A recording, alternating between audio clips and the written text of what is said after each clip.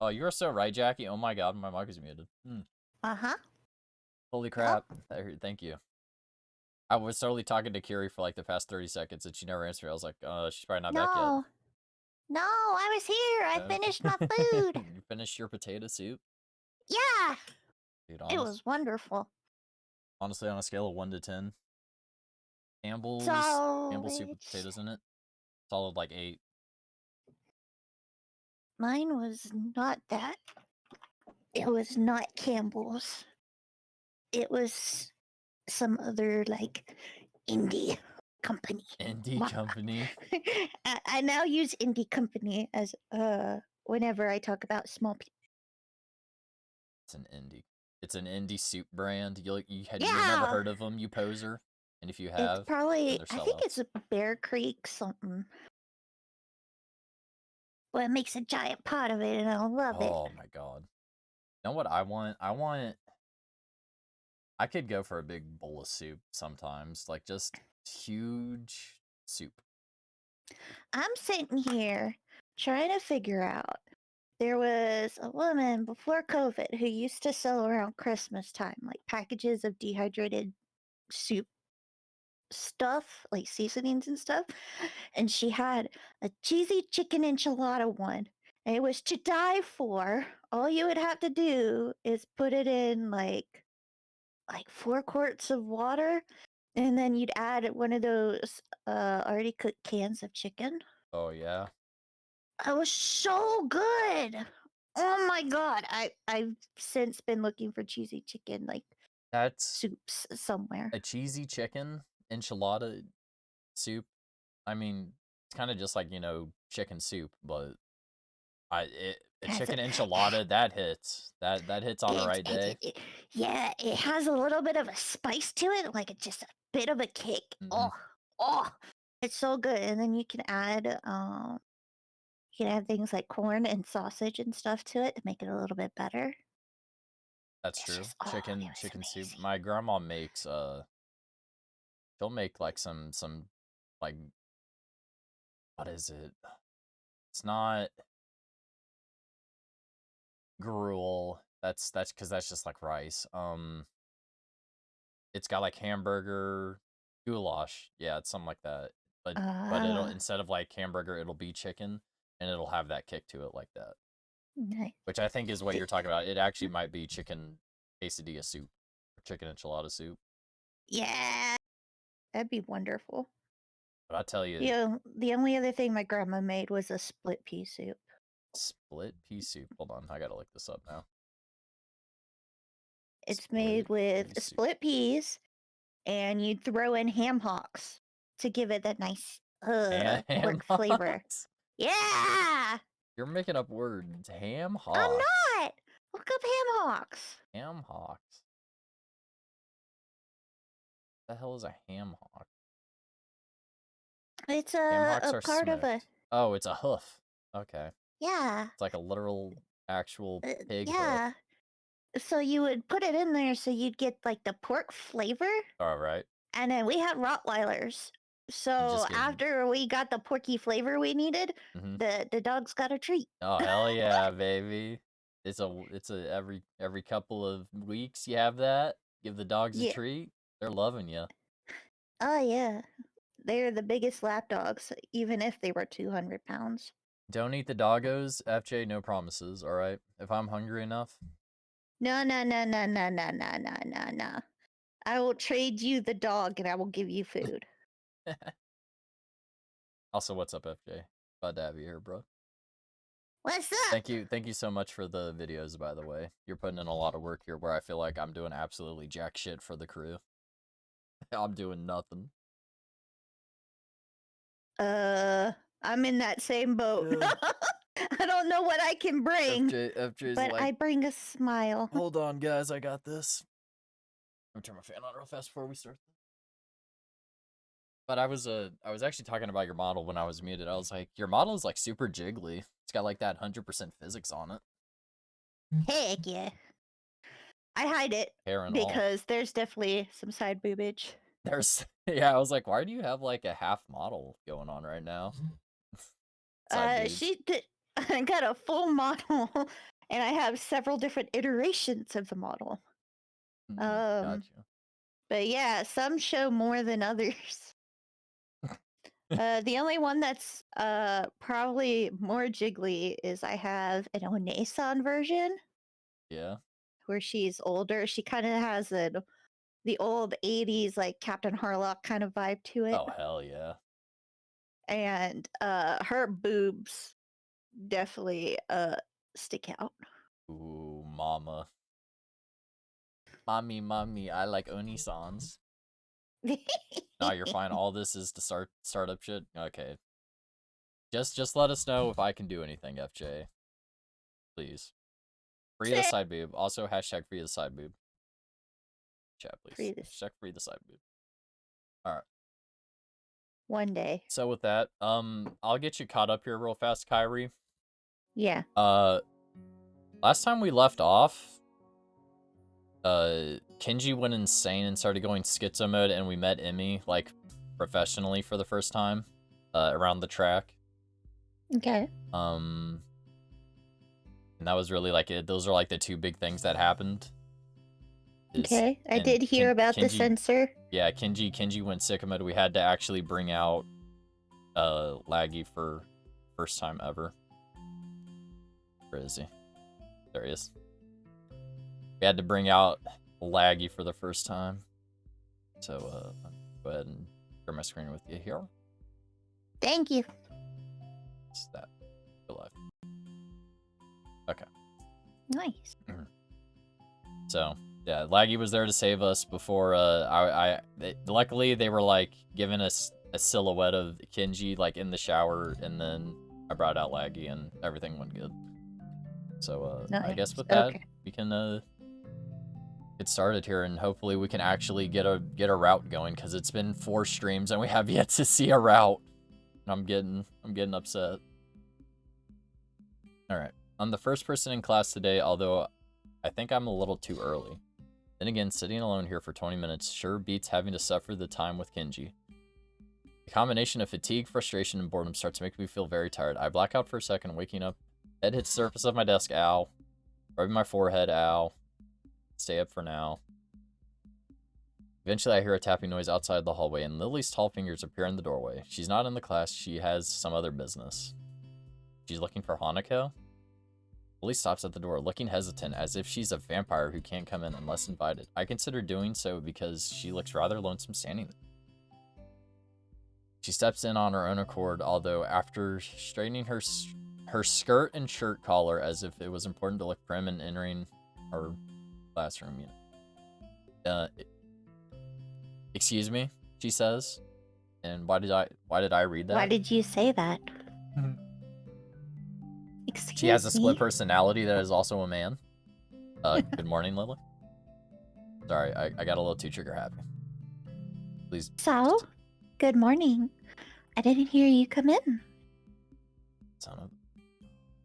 I wonder if she starts to think it's suspicious that I didn't say anything to her before. It's likely if I were to tell a too big a lie now, it would sink me. Like the Titanic. The movie Titanic. Well, I was already here, just asleep until now, you know. Oh. Have you seen Hanako today, by any chance? No. And if I did, I need to ask for her hand in marriage. To come in only just before the bell rings or after that. Do you want me to tell her something for you?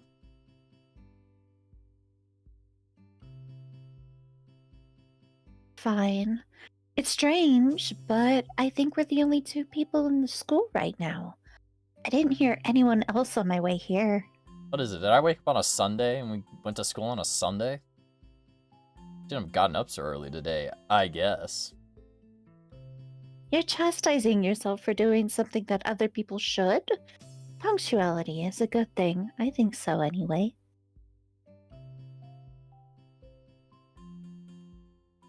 It's a very busy morning today. The festival is coming up soon, and today is the deadline for event registration, budget reports, and any other official paperwork. Dear God. It could be that everyone is trying to complete the necessary forms at the last minute. Maybe that's why it's so quiet today. Oh my God. It's Misha. Jesus. Misha, shut the hell up. It's 8 o'clock in the morning and you just come in here yelling like this? Pops into the room with Shizune as if on cue, shouting with a loudness that makes Lily visibly flush.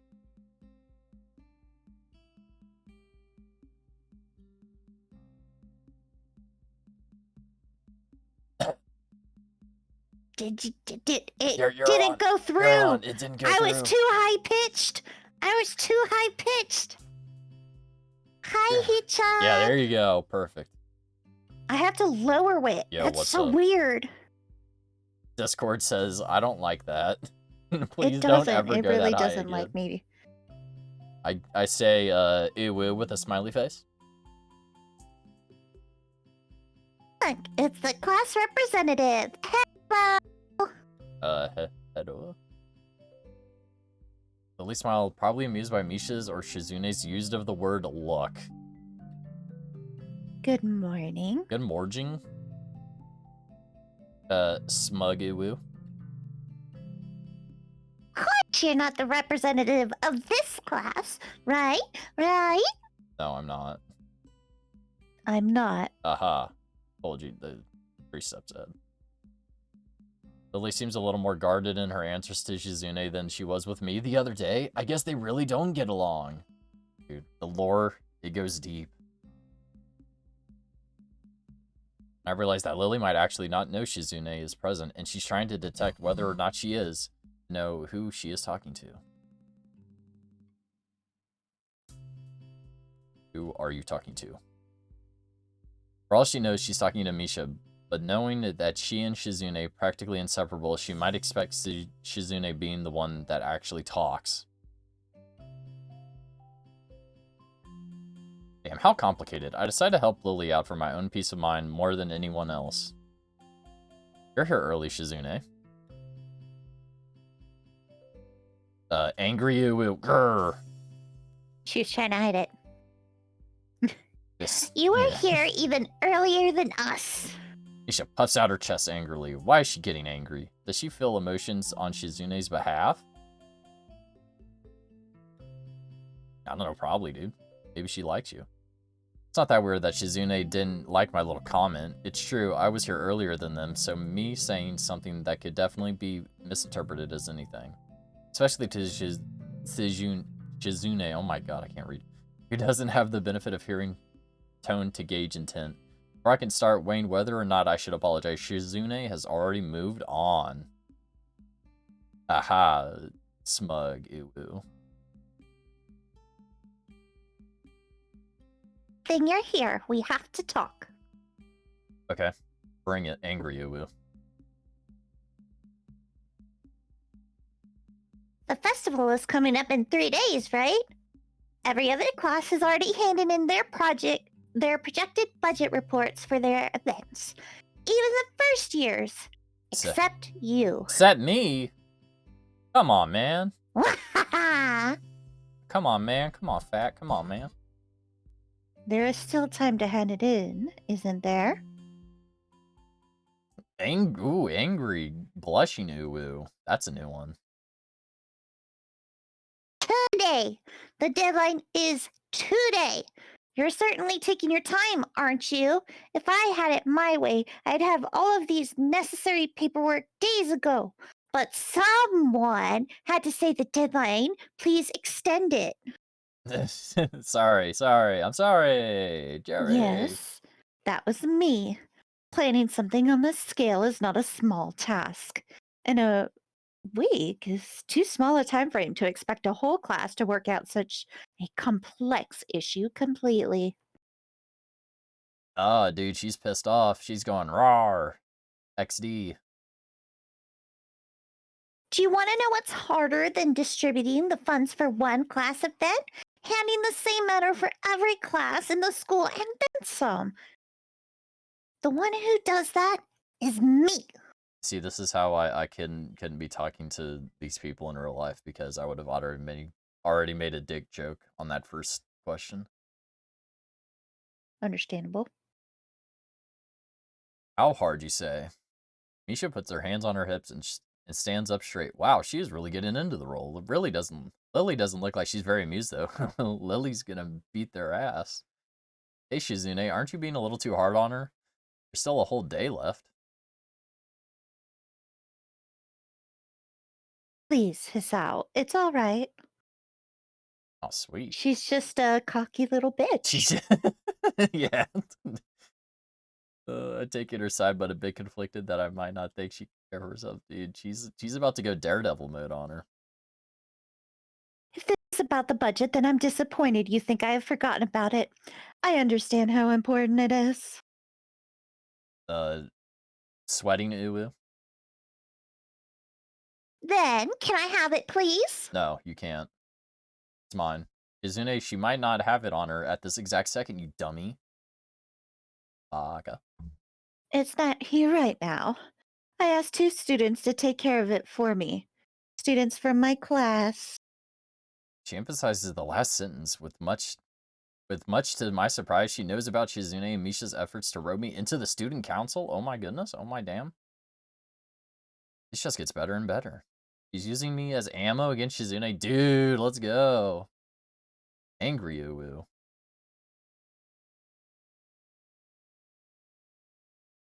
It's your responsibility. A budget report isn't something you should just be delegating away as class rep.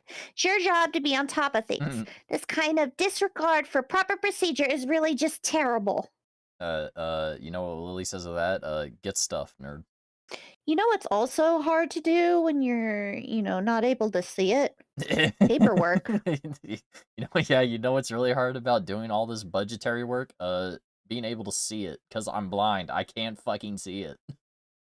Mhm, You have mhm. to print it out in Braille. I completed it, being capable of doing so, but the students have been sick recently, so they could not come to school and give it back to me. If you want, I will apologize on their behalf for getting sick. Oh, man. Okay. Oh, thank God. Although Misha misses Lily's little jab entirely, blah, blah, blah. She's in a angry Uwu. Really? Don't they live here at the school? That's a 5-minute walk, you know. Yeah, but it's still 5 minutes of walking. What could they possibly have that prevents them from taking 5 minutes out of their busy lives to drop off something that will affect their enjoyment of the entire class? I don't know, being sick, maybe. Maybe not wanting to go to school. I don't know. It's high school after all. Fuck high school. Goof off. Lily opens her mouth to say something, but Shizune closes the gap between them and starts signing furiously, waving her hands around like an orchestra conductor. Dude, stop yelling at me in sign language. That's It's fucked up. Are you gonna yell at me in language I can't understand? Can't seem to lose her normal cheerful tone. The result is interesting and somewhat surreal. Shizune. Woo. What's with the attitude? I said that's not something you should be delegating away. Are you the class representative or aren't you? Mayhaps. Tell me the names of those 2 students. They should have your job if you can't even handle something this simple yourself. Oh my god. One form isn't the full extent of what I am supposed to take care of. Dude. Cat fight. Cat fight. She's playing Dude, her cards I'm close to her backing chest. Lily on this one. Yeah, Misha, cat fight! Cat fight! Shizune, on the other hand, wraps her fingers cheerfully along the edge of her glasses, showing Lily can neither hear nor see how excited she is. Smug Uwu from Shizune. Of course, you do so much, class rep. It must be so difficult being you. Astrolime, dude. A finger point at you, dude. Is that you? Dude, is that the Astrolime? The lime from space? It is. Hit the fart reverb on him. Lily tightens her lips at Misha's words, clearly understanding the intent behind them, even though Misha delivers them without even a hint of sarcasm, which they were meant to have. It is. I've blessed your stream with a fart reverb with a toot, dude. Thank you so much. It smells like Cat, lime. and you're doing toots? That's so Hello? awesome. Thank you. Holy shit. kiss the middle one. I'm not kissing either of them. Hmm. I was Maybe the actually blind one. just discussing the budget report before you came by. You must be very talented to have finished all your student council duties so quickly that you can track me down to make sure I don't forget my own. Asherline, what do your farts smell like? Like, not in a sexual way, but just because you hit a fart in my chat. I'm thinking limes. What do you think? Very citrusy, very lemon, very lime? And no, I will not kiss either of them. They're not my waifus. I don't want any of them. Not yet. The Are harem you route. accusing me of slacking off? It seems like you're confusing me with yourself.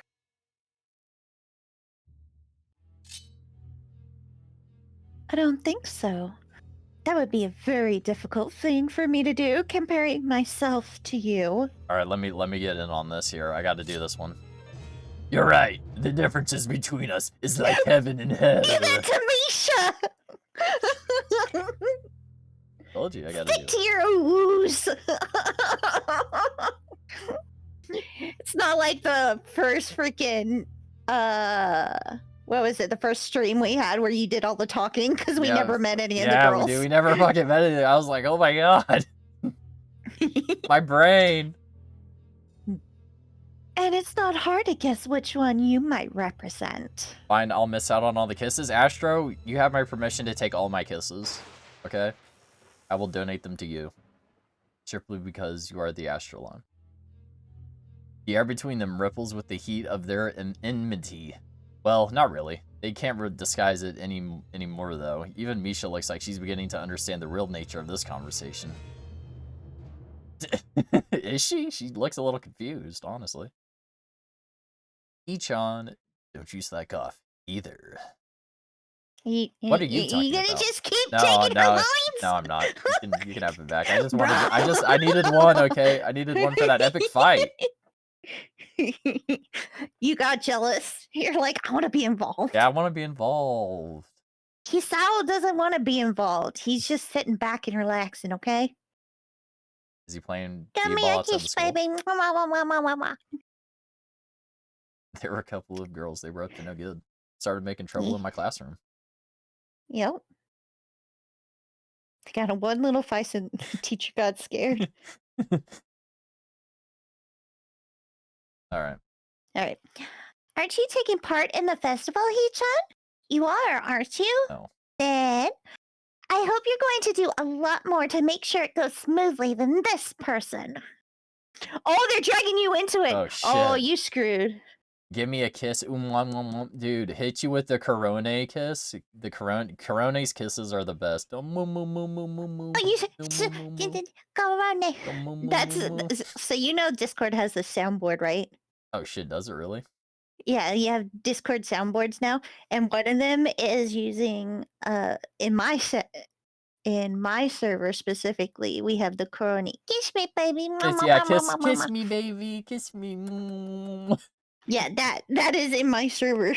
I am Elvis Presley. Vroom, vroom. Or English only stream. That shit is hilarious. Okay, hold on. I've done my part. Hey, come on, cut me and Lily some slack. She's blind after all. I have a heart condition. I know what I would pick. Cut me loose. Cut me out of this. I don't know. What would you pick? I would be defending Lily right now. You're defending the golden-haired beauty? Yes, why would I not? The queen herself? Dude, I gotta say she stood up for us. She's such a gentle lady. She's so gentle and smart looking. Yes, agreed. Okay, hold on. So I think it, I mean, this is like an you angry could save. one. This is like an angry one. You could save. Really, I didn't need save site. Okay, come on, cut me in. Okay, hold on here. Okay, so we now know safe scum. No, yeah, safe scum your way to the girl you want. Okay, we're gonna go with just a nice relaxed tone because this is like emotional outburst. We don't do emotional outbursts. We're men here. We are thinking like a normal human. Oh, here. A normal adult man. with raging Just, hormones. yeah, you need to protect it. You gotta be a knight. You gotta. Yeah, I'm white knighting. I'm white knighting for Lily right now. Okay, okay, guys. This is my path. This is what I've chosen. Hey, I'm the new guy. Remember? It's not like I could have done much, even if I wanted. That's right. You shouldn't expect a transfer student to jump right into it on his first week. Oh, hell yeah, dude. Lily's taking my side feels oddly comforting, so I decide to back her up too. Let's go, 2v2. Yeah, you're being unreasonable with both of us. Shizune, sweaty uwu. Excuses, Miss Glass Rep has had plenty of time to deal with her report. Yeah, And sure. we've repeatedly offered you a position to help with the student council work, but you refuse to commit yourself to making these festival a success. It's because no one goes to them. Yeah, but as I said back then, I'm not sure if. I don't have time for this right now, so no matter what I do, it will mean being drawn into a confrontation with Shizune, and that is what she wants. Yeah, don't give her what she wants. Exactly. You take notes, Asherlon. Take notes on this. This is how to not fight with women. If they're trying to drag you into shit, just say, forget it. Just go take a walk. Just say you won, apologize, and go take a walk. Lily, class is going to be starting soon. So, can we talk more later? I'll tell Hanako you were looking for her. I can feel Shizune freezing. Maybe this is the first time she has ever been ignored in such a blunt manner. Holy shit, dude. Thank you, Hasal. I'll leave now then. Dude, he gave her a reality check. That's what you need right there. Gotta keep him humble. She gives me the sweetest smile I've seen all week and turns on her heels to make her exit. As soon as Lily walks out the door, I suddenly start feeling reluctant about turning to face Shizune. I can feel her eyes bearing into my back. I can't bring myself to look at her. She must be furious. I keep expecting Misha to say something to alleviate the tension, but it really is wanting too much. Dude, she's gonna be fucking crying if we turn her if we look behind us right now. She's gonna be bawling her eyes out, and we're gonna be so bad. Hanukkah doesn't come to the morning. Yeah, what's up? Infuriated me there. Oh my lord. Dude, you can't say that about my girl Lily. Lily's the goat. She's my best friend right now. She's amazing, and I love her. Leaving her seat looking empty and lonely in the back of the classroom, I have to tell her that Lily was looking for her if I see her later. After the events of this morning, class is pretty boring in comparison. I turn the pages of my textbook lazily. I have a bit of catching up to do despite... Yeah. Hospital, enthusiastic, yes, we get it. The clock at the front of the room sounds unbearably loud. The teacher hasn't said anything in over 7 minutes, instead of opting to cover the board in rows and rows of equations taken directly from the book. The rhythmic cleansing of clashing of chalk on the blackboard seems to synchronize perfectly with the ticking of the clock. Oh my god. I would fall asleep. Yeah, oh my god. that's a big fall asleep moment right there. Mm-hmm. Bell rings, I'm not in a hurry, I have nothing to do. I stay for a while, reviewing what we covered. Prefer to leave last anyway, so I don't have to deal with the crowding in the hallways. Shizune and Misha have also stayed behind, talking to one another. Shizune is signing so fast that her hands make a noise like swords cutting through air. Maybe there is a pent-up anger in there. Dude, she's doing karate chops in the back there. She's not doing sign language, she's about to fucking chop you in half. About to perform taijutsu on you and get you in a fucking armbar and break your arm. Put my head down, whatever they're discussing, it looks like serious business. Shizune signs to point where her wrists crackle, and Misha struggles to spit out in word form. She trips over herself while she's dealing with tongue twisters, and then on top of that, she has to sign back anything the other girl says. Seems like a rough job. Dude, it's hard being the communicator. Misha looks like she's about to faint. Luckily for her, their business is soon finished and all the girls sit down on their seats again.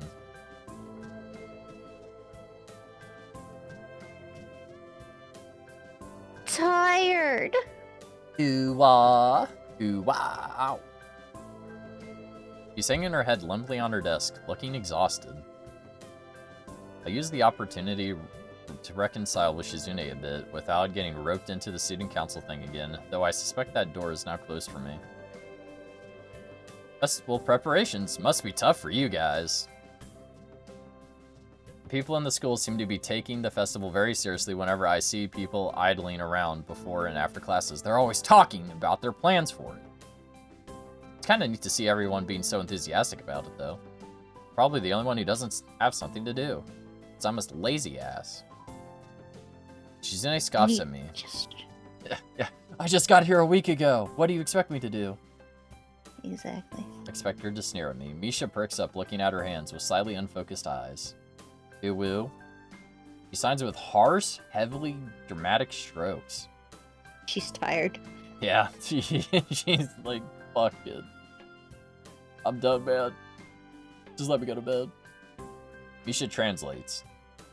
She's doing it so well, it's almost like Shizune is actually speaking, transmitting her thoughts directly through Misha. She must have practiced vigorously. Oh, baby. Of course, we're the student council, you know, so we're pretty busy. Angry, shy Uwu. It's an important duty of ours to ensure the success of the festival with all our strength. Uwu.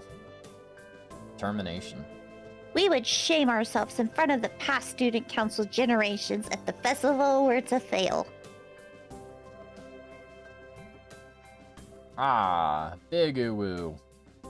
That's why there must be no flaws, no, I think that was encumbrances? No, nothing that might make the festival short of perfect. Inconveniences or, I guess encumbrances could work. Yuzune's passionate speech and Misha's enacting are really oddly fitting for them. Of them. Oh. Hello. Oh, it's her. My wife. I look over my shoulder and see Hanako peering timidly into the classroom, most of her body hidden behind the door. Being delinquent again? Hey, you leave my wife alone. Hanako blushes hard at Misha's straightforward jab, even if it was only a jest. Breathy, it was only a jest. Even in jest, that's kind of rude. It's fucked up, dude. Don't talk to my wife. I am like not like I love Misha because of her personality, and then with Shizune there, it's just being rude for me. She's a bitch. You're a stone cold bitch when you're with that friend of yours, his Shizune. Hanako looks down, starting back away to the point where only her fingers can be wrapped nervously around the edge of the door. Maybe she is showing her dislike of Hanako by association of her dislike of Lily. It appears so, and Hanako probably knows it as well. What is it, Hanako?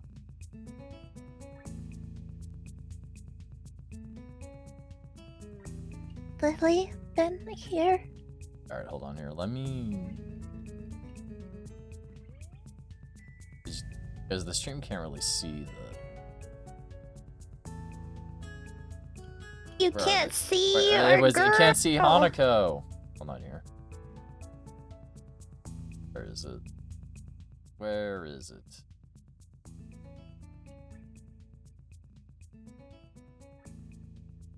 This. There you go. Now you can see it.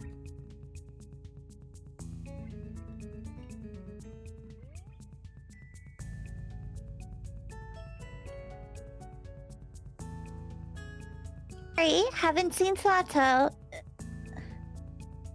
She came by this morning, though. Hanako keeps looking uneasily at Shizune, who stares back at her with her usual studying gaze. What is she trying to do? What mysteries is she trying to pull? What magic? Of course, Shizune isn't going to look away, and she's intimidating enough as it is, so I can only imagine how terrified Hanako would be. Turns out I don't have my old job back, I'm not on schedule, and I'm not even on call. No one knows how to communicate to let me know. Jackie, I'm so sorry, brother. I'll pour one out for you tonight, my man. Sorry to hear that. Do you still have, like, your normal job before you met your old boss, or... Are you actively searching for work? Because if your boss was giving you hints that you could be like, hey, yeah, you can come back and work for us, you know, we'll have a great time, then that boss is a total fucking dick. That is an asshole move, 100%. What do you say to that? What do you got to say for that, Kyrie? Wish the best for you in your job hunt, and people are douchebags in this world. Power trip, dude. Fucking all power in all, tripping. I hope you have a way to make sure you have a roof over your head and food in your belly.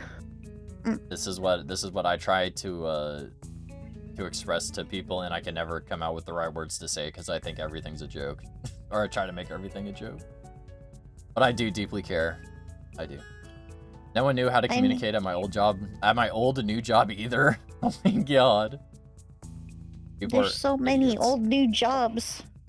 Your old new job. So it was your old job that you had, and you thought you would get your old job back, and then you were like, hey, it's my old new job, and now I don't have a job.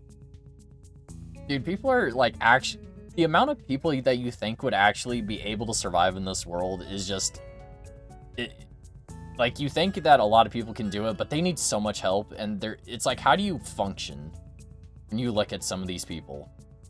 Just like, how do you breathe? How do you walk? How do you walk and talk at the same time? It makes no sense half the time.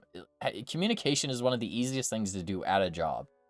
You just have to text your boss, call HR, you know, speak to your coworkers, tell them what's up, and like a day or two prior or ahead of time. Like if you're planning a trip like a week or two ahead.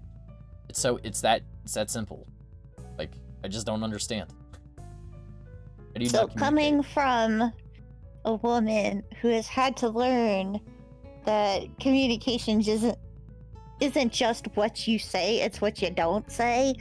It took 4 years for me to be like out in the open, honest with, 95% of, what I do and what I don't do and all that. That other 5% is the dark thoughts. That's the call to the void, brother. Don't listen to that. That was when I mentioned the casting couch on accident in my last stream. Yeah. And everybody's like, what do you know about the casting couch? And I'm like, it's a meme.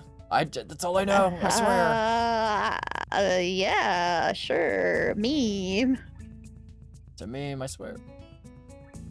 Like, everybody knows it, okay? Everybody knows casting couch references. We get it. I just hope they spray and wipe that shit down amazingly, though. Oh, they do. Do you think they just buy a new couch? They're like, yeah, fuck it. Burn it. No, they absolutely keep the same one, because that's the meme now. It's the same couch. The same one for 10 years, and it's all cracked and fucked up. It's disgusting. You couldn't pay me enough money to sit on that couch for a certain period of time. It's wonderful. Oh, fuck. It's like, damn, this really is a comfy couch.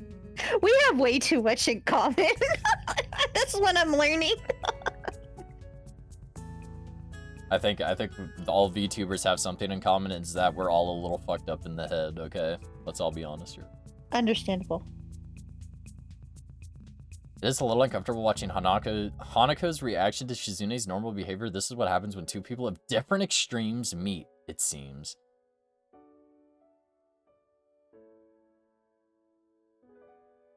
Do you know where she is?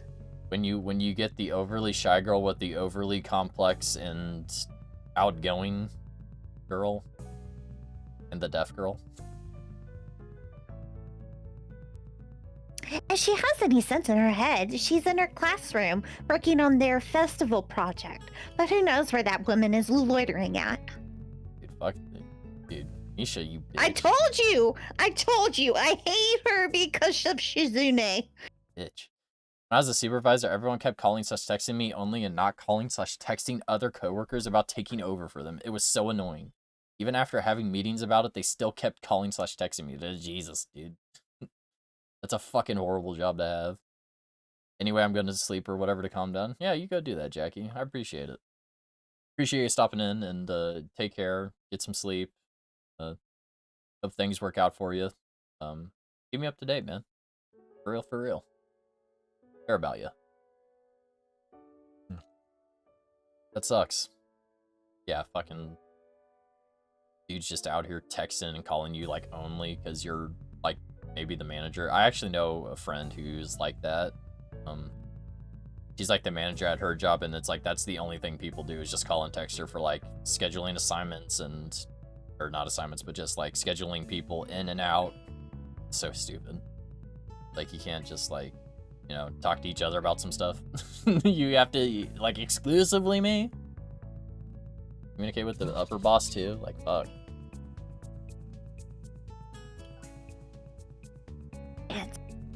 Go and walk around with Hanako to find out where Lily is. Okay. That's right. Thank you. Yeah, no problem, Jackie. Take it easy, man. Go drink some Wateritos. Buy some more Wateritos and clear your sorrow that way. You need to find her. She was looking for you in the morning, but I guess you've missed each other. Do you know what Wateritos are? Knows. Wateritos are like Mexican Fantas. They're like in a glass bottle. It's like a Crush. You know what Crush is? Yeah. Yeah, Crush. Yeah, Crush would come in glass bottles. It's basically that. It's the Spanish version of that. I've heard they taste amazing though. You find her. She was looking for you in the morning, but I guess you haven't seen each other. Thank you for the hydrate and posture check, Yubi. I will do such a thing. Glad to have you here. Let's get some excitement going. She was a little without... Yeah! Let's hear it.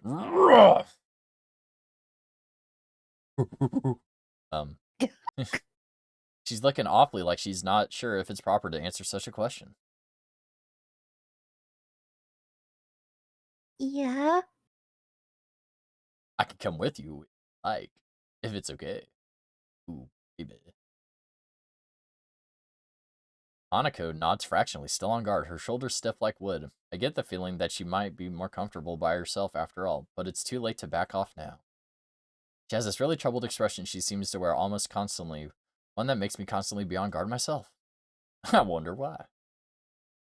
I kind of understand why she always was to be so wary, or maybe more like why there could be a person like her. But I still have no idea how I should act around such a person. It's dinner time soon. Are you planning to eat with Lily by any chance? She nods, ever so slightly. She must be trying to get into the cafeteria. Something of a dinner crowd, just like the cafeteria crowded. Yeah. It's not as bad because dinner time is longer than lunch hour, but I can understand why Hanako can be discouraged from going in. I pick up my bag, take our leave. Hanako skips a little to meet my initial pace, so I slow down to match her speed. Dude, she's skipping? That's the cutest fucking thing I think I've ever heard. Oh, and then you slowing down to match her? Perfect. Dude, we're in it. King shit right there. We're in this.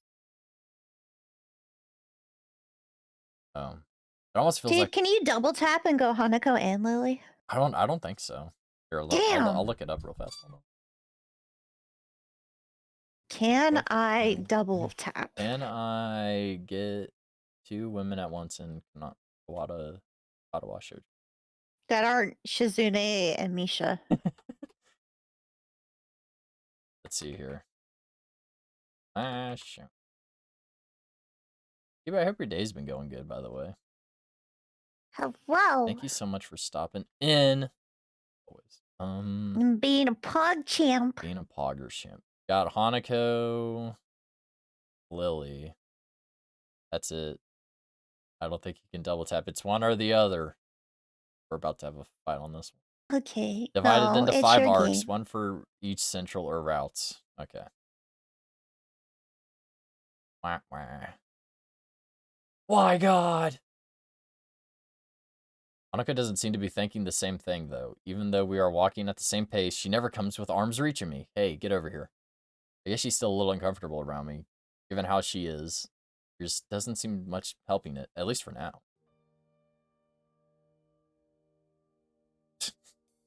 By the time we arrive at the cafeteria, there's not much of a crowd here. But Lily is nowhere to be seen. I just have to say this because my mind's like an absolute degenerate thing. These are like the type of backgrounds you definitely see in like a hentai animation because they don't want to draw the background. They just take like real life pictures and they just like put like blurs over them in like Adobe Illustrator and that's it. Sorry, that's just something I noticed because I went to college for graphic design. Not because I have an addiction or anything, you know. You sure? My lawyer has told me not to answer any more questions at this given time. Hanako's head sinks even lower than usual. Have you looked somewhere else already?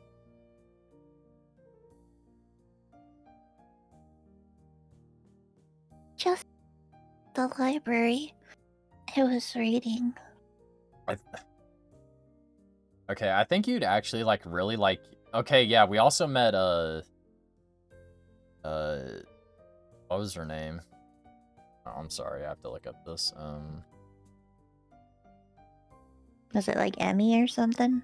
It wasn't Emmy. It was Ren. Ren's a beast. She's hilarious. She's sarcastic as fuck, and she has no arms.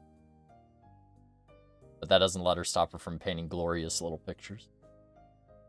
She spends the classes she skips at the library. So yeah, we helped like Ren last week too paint like a wall. That was about it. Gotcha. Ah, so you'll also like Emmy a lot more than Shizune and Misha, because Emmy is like everything Misha is, except she's not a total raging bitch when she's with Shizune. Gotcha. Ah, so not exactly a thorough search then. Well, if I had to guess, she'd be in her own class like Shizune said, right? What were you saying? No, I said that works. Oh, yeah. It's good. Right. The slightest of nods, Hanako agrees. God. She's being so awkward. Yeah. Like I need double-layered silk gloves with padding to even begin interacting with her. Some small talk might help her become a bit more used to me. It isn't hard to tell that the silence between us is hovering on the edge of both of our minds. So, you and Lily hang out together after class, right? Yes. Not quite sure what I expected from her answer, nor why I even asked the question. That much was rather obvious after all. She doesn't seem like the type to cultivate a social circle either, so I suspect that Lily may well be her only friend.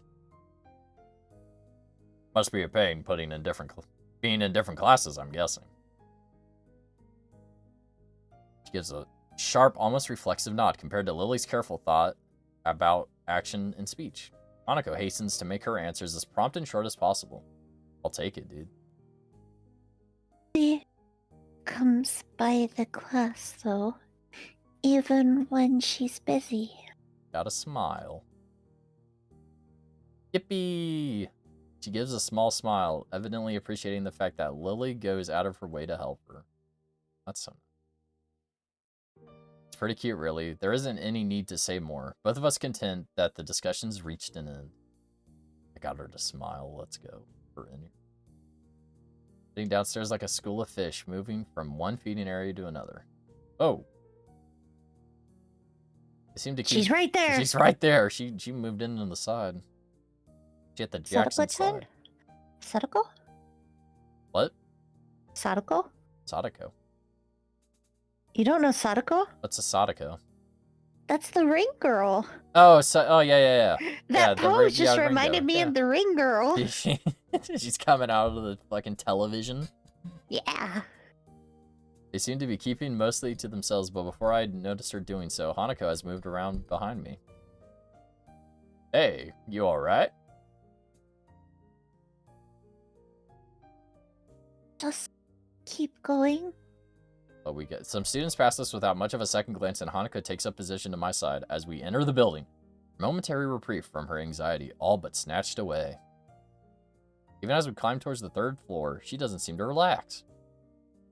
It isn't as if I've never known a shy person before, or even shy girls, but Hanako seems to be pretty far beyond what I'd call normal in her fear of other people.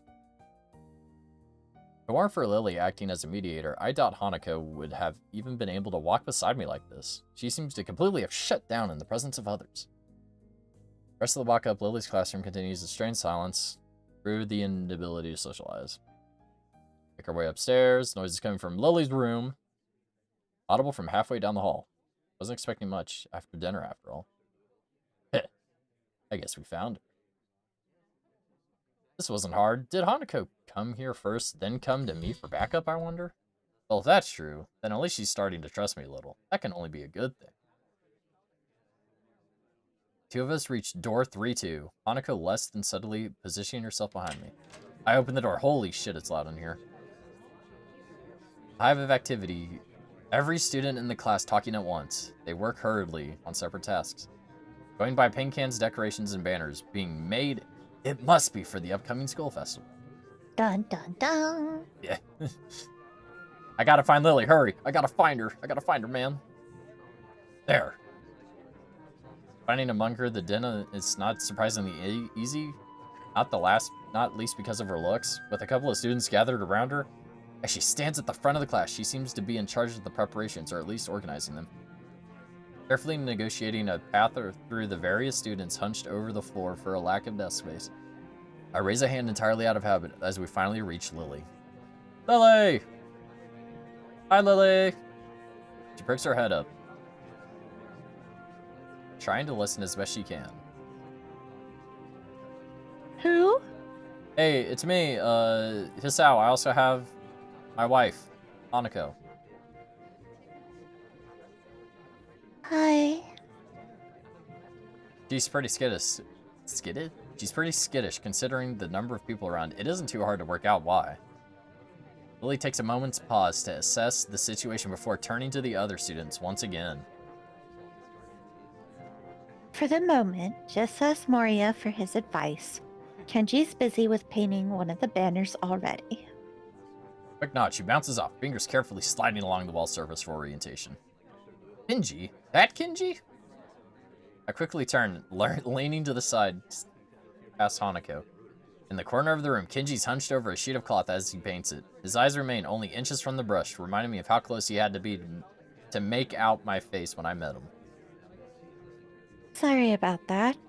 Our class doesn't have many students with even partial eyesight, so they're in high demand. That's right, 3-2 was specifically for students with poor vision. Preparing for the festival must be pretty arduous for them. Need a hand? I could give you a help if you need some. Maybe Hanako could too. A chance to set her mind on something would do her good, but I doubt she has the courage to ask outright. She quickly nods in affirmation afterwards. So I'm confident I made the right move, dude. Making all the right moves. Lily gives a sigh of relief. That's good. This might actually get finished before everyone goes off to dinner now. Wahoo! Would you be able to help the person painting the main banner? It's a big task for him to do, but nobody else can help. Kenji, yeah, I got this. She's surprised that I know him. I can't blame her. I take it you've met? Yeah, he's a bit of a schizo. He likes to talk about feminism and how it's a secret government organization. Conspiracies and... It's a conspiracy theory. Yeah. Live in the dorm next to each other. Well, it's good to see you're getting friends so fast. I wouldn't really call him a friend. It's more like a parasite, honestly. Think about it. Hanaka's silence during the proceedings reminds me of the reason I put her up during the help. First place. Well, we'll go help him. He knows what he's doing, right? Right? Right, just ask if you have any problems. You got it. Let's go.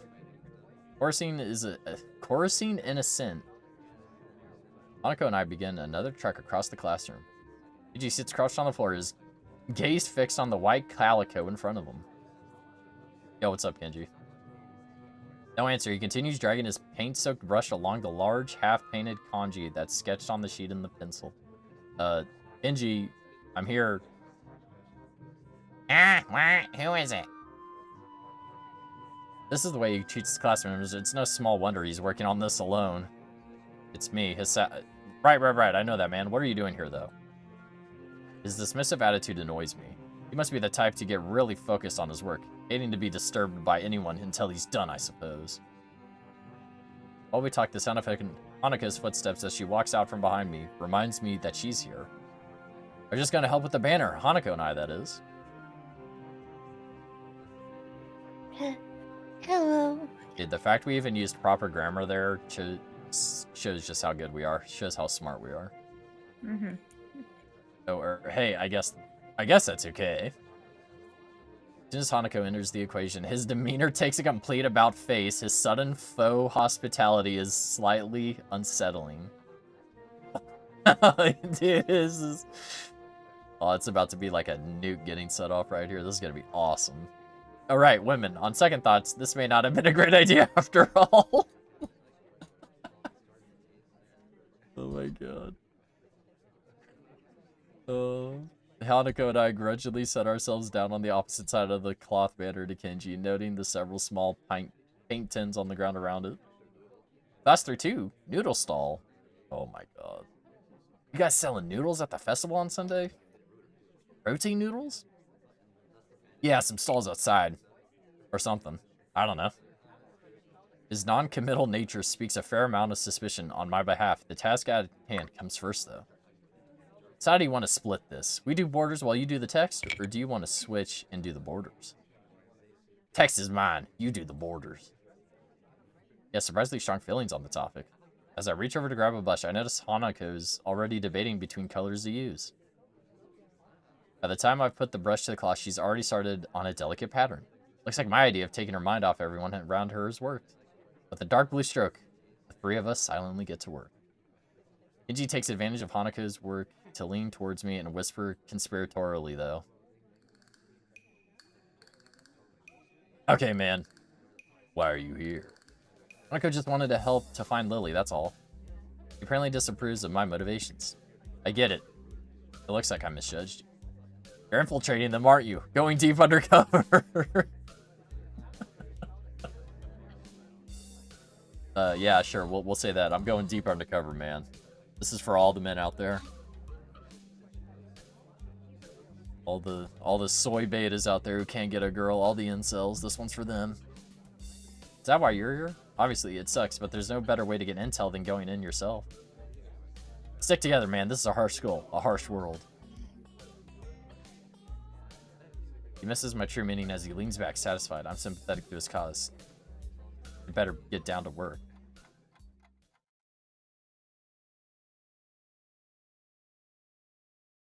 Finished. Wahoo! I am too. Good job.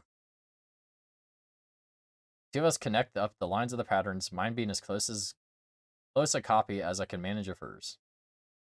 With the ground, I lever myself up off the floor and look around. Aside from Hanako and myself, there's only Kenji left finishing off a sign, as well as Lily and a couple of students. Looking at my watch, it's no surprise. It's getting pretty late. Need a hand? I offer my hand to Hanako, which she uses to get herself up. Oh, let's go! As she does, I can't help but glance at her wrist. If her scars extend even to there, just how much of her body was burned? I feel a ping again about it, however, as she quickly covers her wrist with other hand. Look good, doesn't it? She looks surprised for a moment before noticing that I meant the banner. It does, I guess. Smile shows that she feels a slight sense of pride in the result, just as I do. More significantly, neater for the decorations being placed on desks and shelves. It's much easier to get Lily as we cross the room. You finished the banner! That's all we need to do, right? Then I can leave. He nods. Thank you, Sao, Hanako. If there's any way I can thank you. Yeah. Some free noodles. Some fucking free noodles. Nah, man. I was talking Yeah, about like free dude, nudes. if you get noodles from Lily from this stand, you can take Hanako with you. Oh, big brain Just- play, big brain play. Uh-huh, For gaming, write that down, write that down. I'm writing that Write down. that down, write that down. Date ideas, Date date ideas. with Hanako. At the place we made the banner. Heck yeah. It's fine. Beats sitting in my room studying at any rate. I don't mind either. She nods before suddenly remembering one last person. Oh, is Kenji still here? Unfortunately, gives the answer from the other side of the room. Yeah. Hold on, I got this. Yeah, just finished. Carefully slides a sign onto an empty section of shelf to dry before quickly walking past us and out the door. He's like, I'm out of here. Yeah, see ya, man. Later. Remaining 2 students say their goodbyes to Lily before taking their cue to leave as well, leaving the 3 of us. Hey, that's everyone, guys. We don't have to do anything like that again. Working past school time? Indeed. This class's plans this year were ambitious. Maybe too ambitious. The stalls look nice, though. Oh, hell yeah. It's because we worked on them. They're always going to look nice if we work on them. She's right. It shows that a lot of work's gone into them. My. I'm sure a lot of us would be glad to hear that. At least now there's not much work to do until the festival itself. It's getting pretty late. Should we go? Oh my god, let's go get dinner. That's probably a good idea. Are you going back to the dorm as well, Hisao? Yeah, I'll tag along. Hoo. Nighttime really makes the gardens look quite different. Compared to the usual lush greenery, things are much more calm. Being that it's so late, the lack of students around probably helps. The odd one or two can see scurrying to and from the dorms, trying to eke the most out of their approaching curfews, but no more. All that can be heard is our footsteps in addition to Lily's cane regularly gently tapping the ground.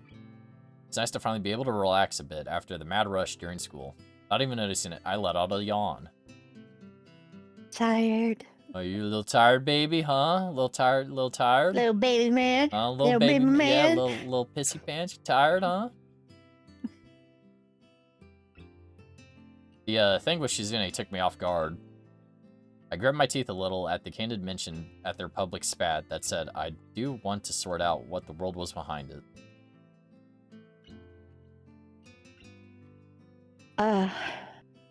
About that. Also, isn't me or I just noticed this, but Lily kind of looks like Griffith from Berserk. A little bit. With the blonde hair. I think it's the bangs. Yeah.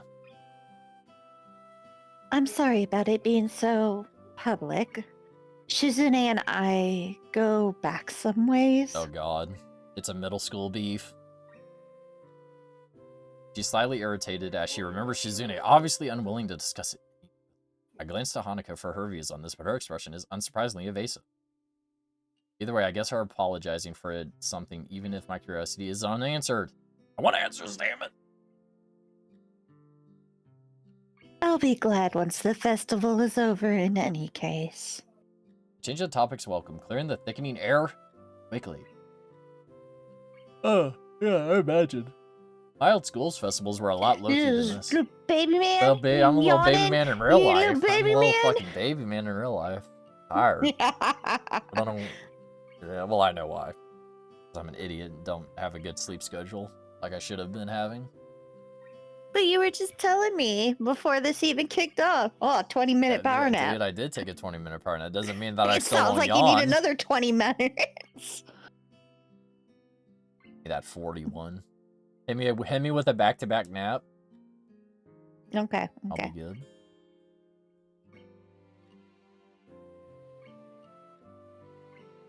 Yamaku stresses the idea of a school community, so the staff likes to make our festivals on such special occasions. Yet the students here are the ones who do all the work. This shit sucks. What an unfair world. Communism.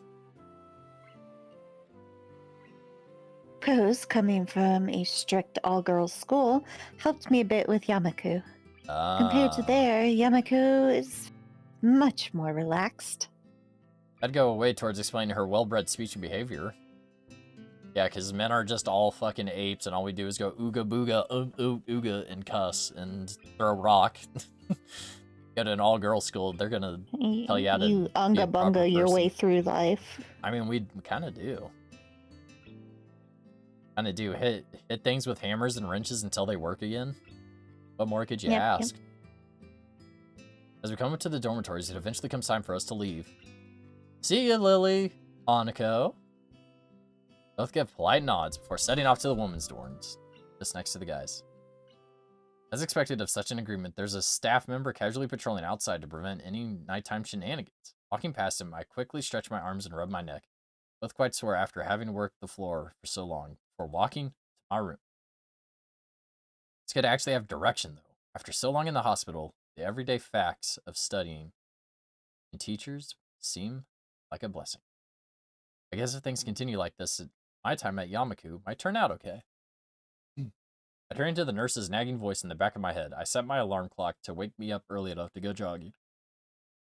I made a promise, and I'm gonna keep it. Besides, Emmy is bound to rat on me if I don't show up. It wasn't all that bad. I go sheepy. I'm sheepy boy. I'm sheepy baby. A big sleepy. Take a big sheep. Set my alarm clock for 3 hours and 32 minutes from now. Gotcha. Morning alarm goes off. I flail about uselessly for a while until I remember that I decided to give morning runs another shot. It's not my greatest idea, but I'm determined to do it. It's about health. It's about drive. It's about power. We stay hungry, we devour. Existence is so intolerable that I'm not going to try everything I can stay. It's not about some kind of control over this thing, right? Yeah, it's about it. Gotta assert that control. Say, no. This is my fucking body. I do it. The brain tells me what to do. Not my heart. But it appears that I'm not alone in my run. Emmy has apparently been here for some time. Looks like she's already worked up a good sweat. Just when the hell does she come here anyway? So, Emmy. It's Emmy. Oh, it's you.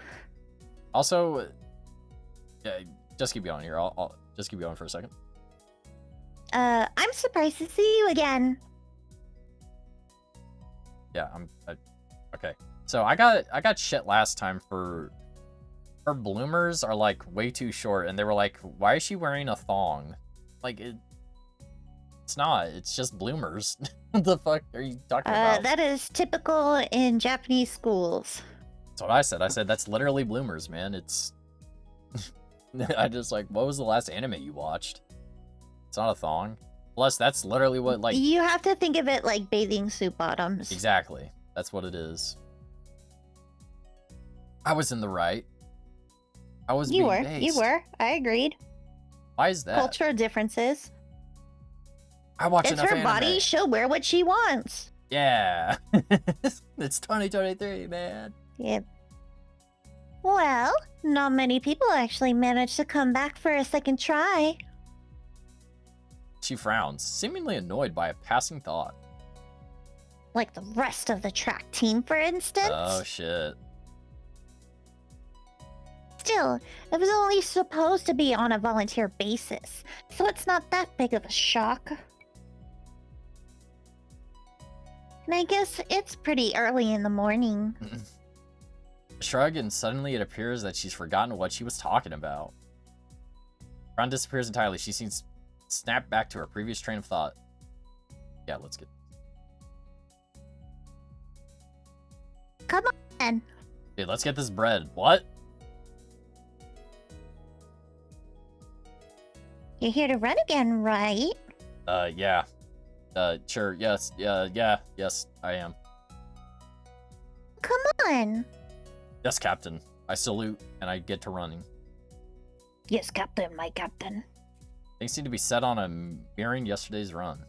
That is, I seem to be struggling while Emmy's with an effortlessness that I find enviable.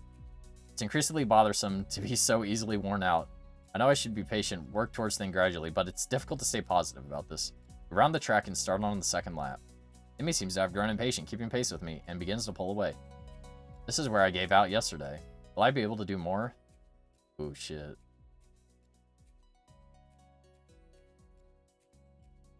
Time out. Time out. Let's give it a save. Let's save scum it. Hold on. Time out.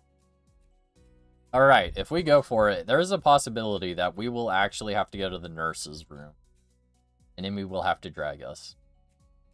If we take it easy... Or you die! Yeah, we're gonna fucking die. If we take it easy, she's probably gonna give us some shit for it. But you gotta do what you need to for your health. You're more likely to collapse saying you're gonna go for it. But we gotta build up that endurance, though. You gotta push yourself, little by little. It's not an overnight change, but... What do you think? What do you think? I'm gonna tell you go easy, because endurance is built up little by little, and just for you saying take it easy, even if it's just an extra minute longer you go, because you're taking it easy, it's gonna build better.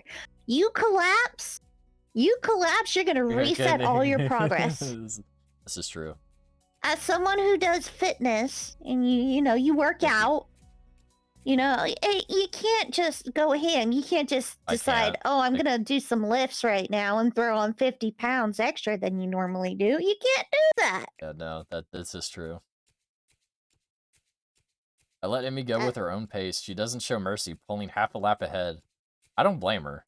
I mean, it's not as if I'm really putting in any up of a real fight out here, is it? I'm fighting for my fucking life. There's no need to go pushing my limits at this stage of the game. God, is this even worth it?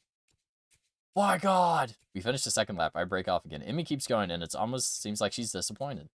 Well, that's stupid. I don't have anything to prove to her. Come to think of it, I've got nothing to prove to myself either. I'm just fine the way... No, you're not! Fuck! You're not good the way you are. And what? And I'm not a runner, damn it. It's probably a bad idea. Maybe there's something else I can do instead of this. Getting up this early sucks anyway. There's got to be some other way to keep healthy. No, fuck you. We're loading. Okay. We're loading though. I want to see what happens. What am I doing here? Am I really just gonna fold and let Emmy pull ahead? No, you're not. You're gonna speed up. Yes, the second lap's done quickly, and without even considering, I keep going. Emmy looks back over her shoulder at me and grins. Still going? Would want you to think I'm out of shape. I wouldn't want that. You should sound out of shape. Oh my god. Emmy laughs without breaking her stride no less, and speeds up even more. Well, if this is the way you were gonna play things, I increase my own pace as well. I feel my lungs running and my legs are starting to question just what the hell I think I'm doing. Lactic acid screams in my muscles, but I close my ears. I can't let myself fall behind because that would be a loss. The rational voice in my head inquires mildly just when we started playing a game. I'd answer it, but I'm having a lot of trouble thinking at present. She's so fast. How the hell did this? Oh my god, we're dying. I told you this was gonna happen. I told you. It's like a string pulling out my chest, a choking feeling, a narrowness and pain. Before I can think of anything, then oh shit, the track disappears from under my... Oh, you fucking...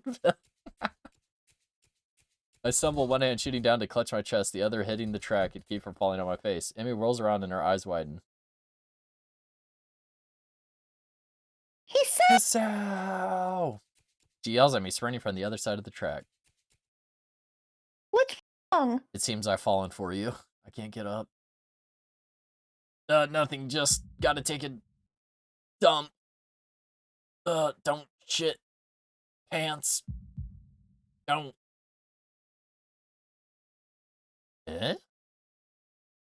Do you need me to get the nurse? I close my eyes, shutting out the outside world. Need fucking Pepto-Bismol. Slowly, the pain in my chest begins to subside. Soon, it's gone like nothing happened. It was nothing? No, something happened here. I opened my eyes again and glanced at a very worried Emmy. I'm good. Oh my god. Sounds weird, even to myself. Oddly, even in matter of fact, it makes Emmy frown. I don't think you are. I am. Okay, I'm good. Right, you're coming with me. No! Leave me alone.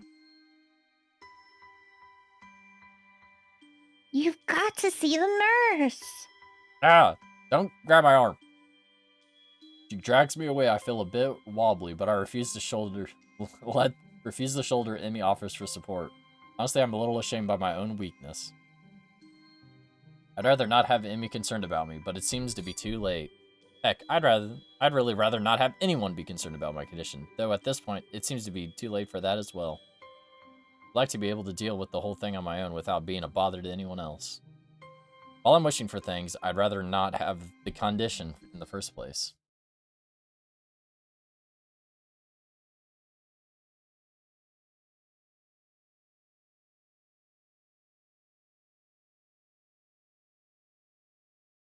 Are you good? Why is it not? I swear to God, I've said it like Is 3 it- times. Oh. Nurse! Oh. Damn it, nurse! Nurse, damn it! Emmy crashes into his office without knocking, but it doesn't alarm the nurse in the least. Ah, good morning, Sunshine. What's up? Sunshine. Anyway, he calmly sips his coffee mug, but lays it down after following Emmy's gaze, looming in the doorway. Sal, what brings you here? Oh my god. You were running and he stumbled over and Easy there. and yeah, he started grabbing in his chest, I and saw I you thought started something was crapping happening, and he himself. wouldn't shut up, and so when He was pissing and he shitting blacked everywhere. out, and he just stayed unconscious on the ground, and I didn't know what to do, and so I dragged his ass here. Easy there, calm down there. Sal, what happened? I don't know, we were running and then my chest started hurting like that. Time before. But it went away after a few seconds.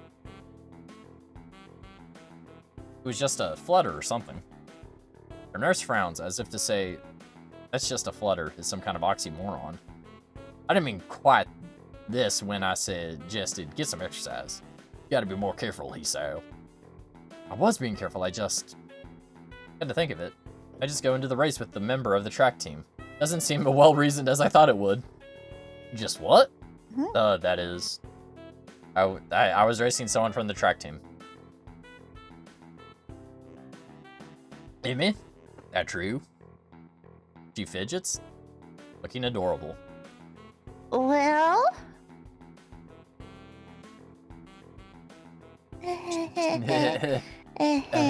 Point does the finger touchy thing. Can't bring yourself to see. The nurse sighs and rubs at his forehead with one hand tiredly. I mean, you've got to be more sensitive to the limits of others. I don't know if he told you, but Hisao has a bad heart. Getting him to erase you was incredibly irresponsible. Actually, I kind of started it, you know, because I'm an alpha male. I'm Giga Chad. You what? We were just running, and Amy started to pull away, and so I sped up to catch her, and the nurse stares at the ceiling, mutters a prayer for patience to some god or another, looks down. So you're both stupid. That's a comfort, I guess. Now come on, Hisao, I've got to make sure your heart's not going to explode or anything. I dutifully obey and follow him to the adjacent room where it's as certain that I am, in fact, not going to keel over and die. So how does it feel? I don't know. Nothing much. Tired, but it might just be from exercise, I guess. You should stay here for a few hours and rest, and we'll see how you feel after that. I'm not going to the object, so I lie down on the infirmary bed. Thoroughly miserable Emmy comes in after getting an earful from the nurse in the other room. I couldn't hear what he said, though he closed the door, but I'm sure it wasn't pleasant. Look, I'm really, really sorry. Oh, yeah? I should have been more careful. Hey, you didn't know. It's not.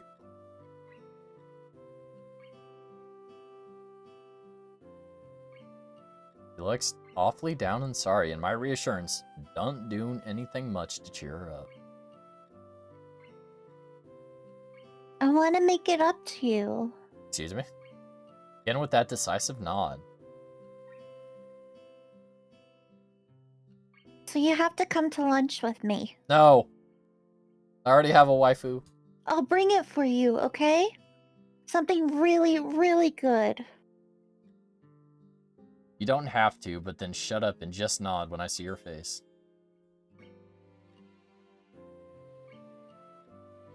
Good. No. Not like this. We meet on the roof? Not like this. We? Yep. The weather's nice now, so the roof's a great spot for lunch, you know? I see. You'll come, right? You won't deny me the chance to make it up to you. Of course not. Great! See you there. She's so nice. What a nice girl. I stay afloat somewhere between asleep and falling awake. So what was Emmy's thing? She doesn't have legs. Oh, she has those cool running legs? She has the robot legs that are cool as fuck. Nice! She's got the cyberpunk legs. I love that. Landmine girl. Cross. Oh, you're right. It's it's Landmine girl. We got into I don't know if this route will ever take us to Hanako or Lily, but I'm hoping. I'm hoping I get the chance to just tell her like, no, I don't want to be your girlfriend or boyfriend. I swallow with difficulty and then try to lay as still as I can, in which state is not a very hard thing to do. Also, how you doing, Cross? Happy Thursday. It's early Katawa Shoujo Day, because tomorrow is Star Wars Day.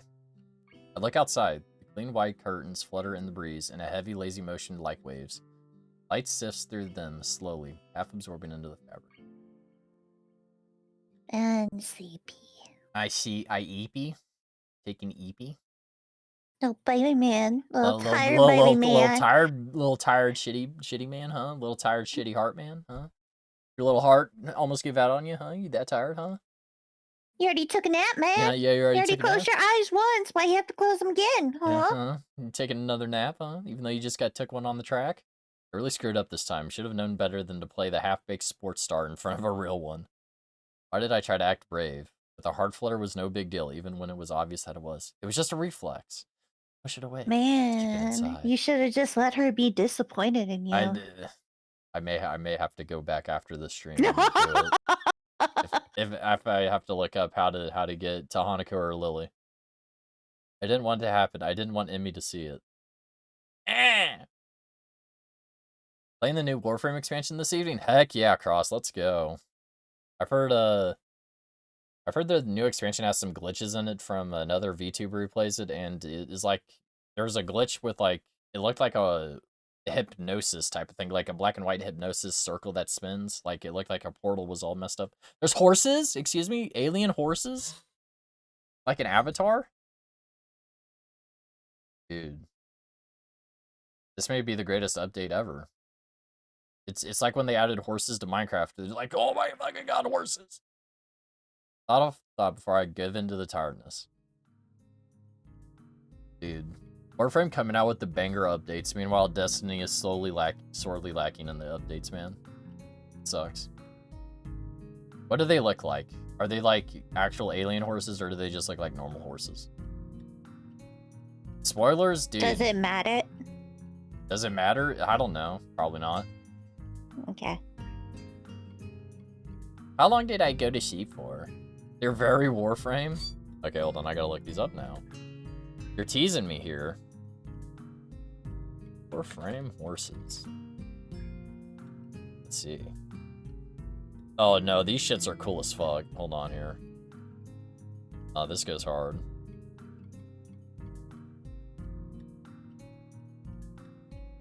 Oh, this goes hard. This is sick.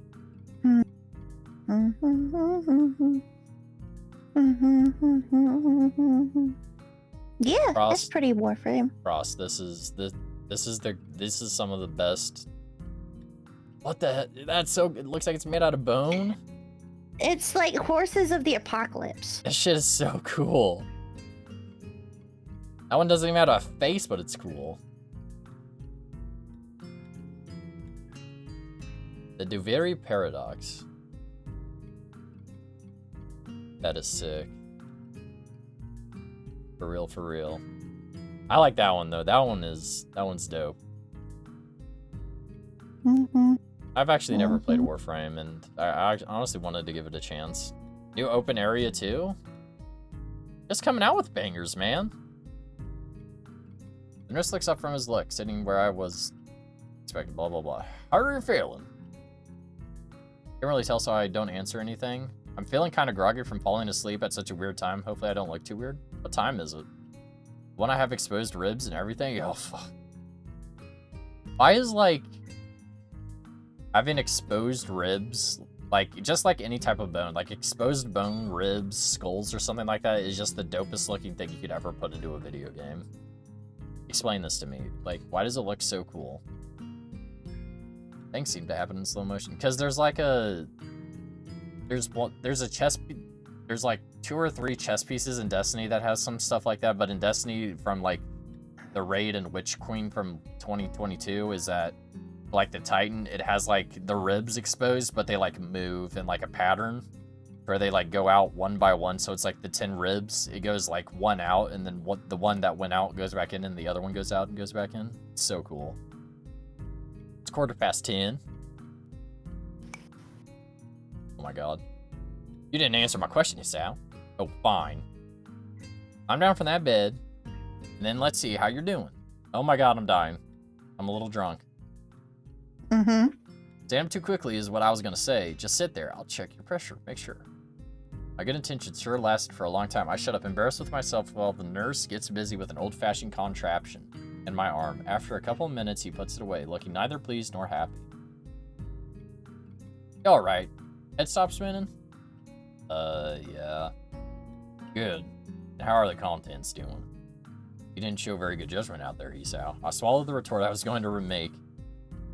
That's what I was thinking myself, but hearing it stated by someone else makes me want to protest. What's he saying? It's not pleasant to hear. It doesn't make him any less right. No, sir. He nods, looks as neutral as he was before.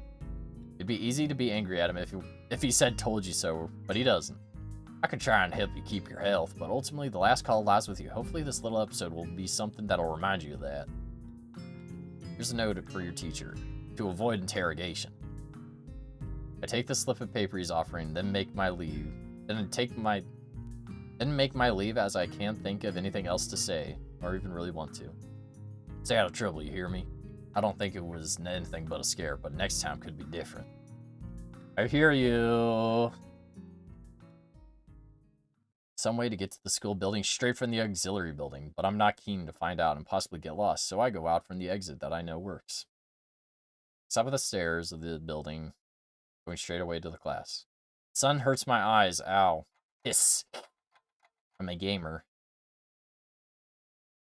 Walls are quiet. Janky gamer. Yeah, I'm a gamer. Put my hood up. Knock lightly at the door. 3-3, push open. You two calls to me. Sorry I'm late. 15 pairs of eyes turn toward me. Good morning, Nakai. Hello. Spike from Cowboy Bebop. Good to see you.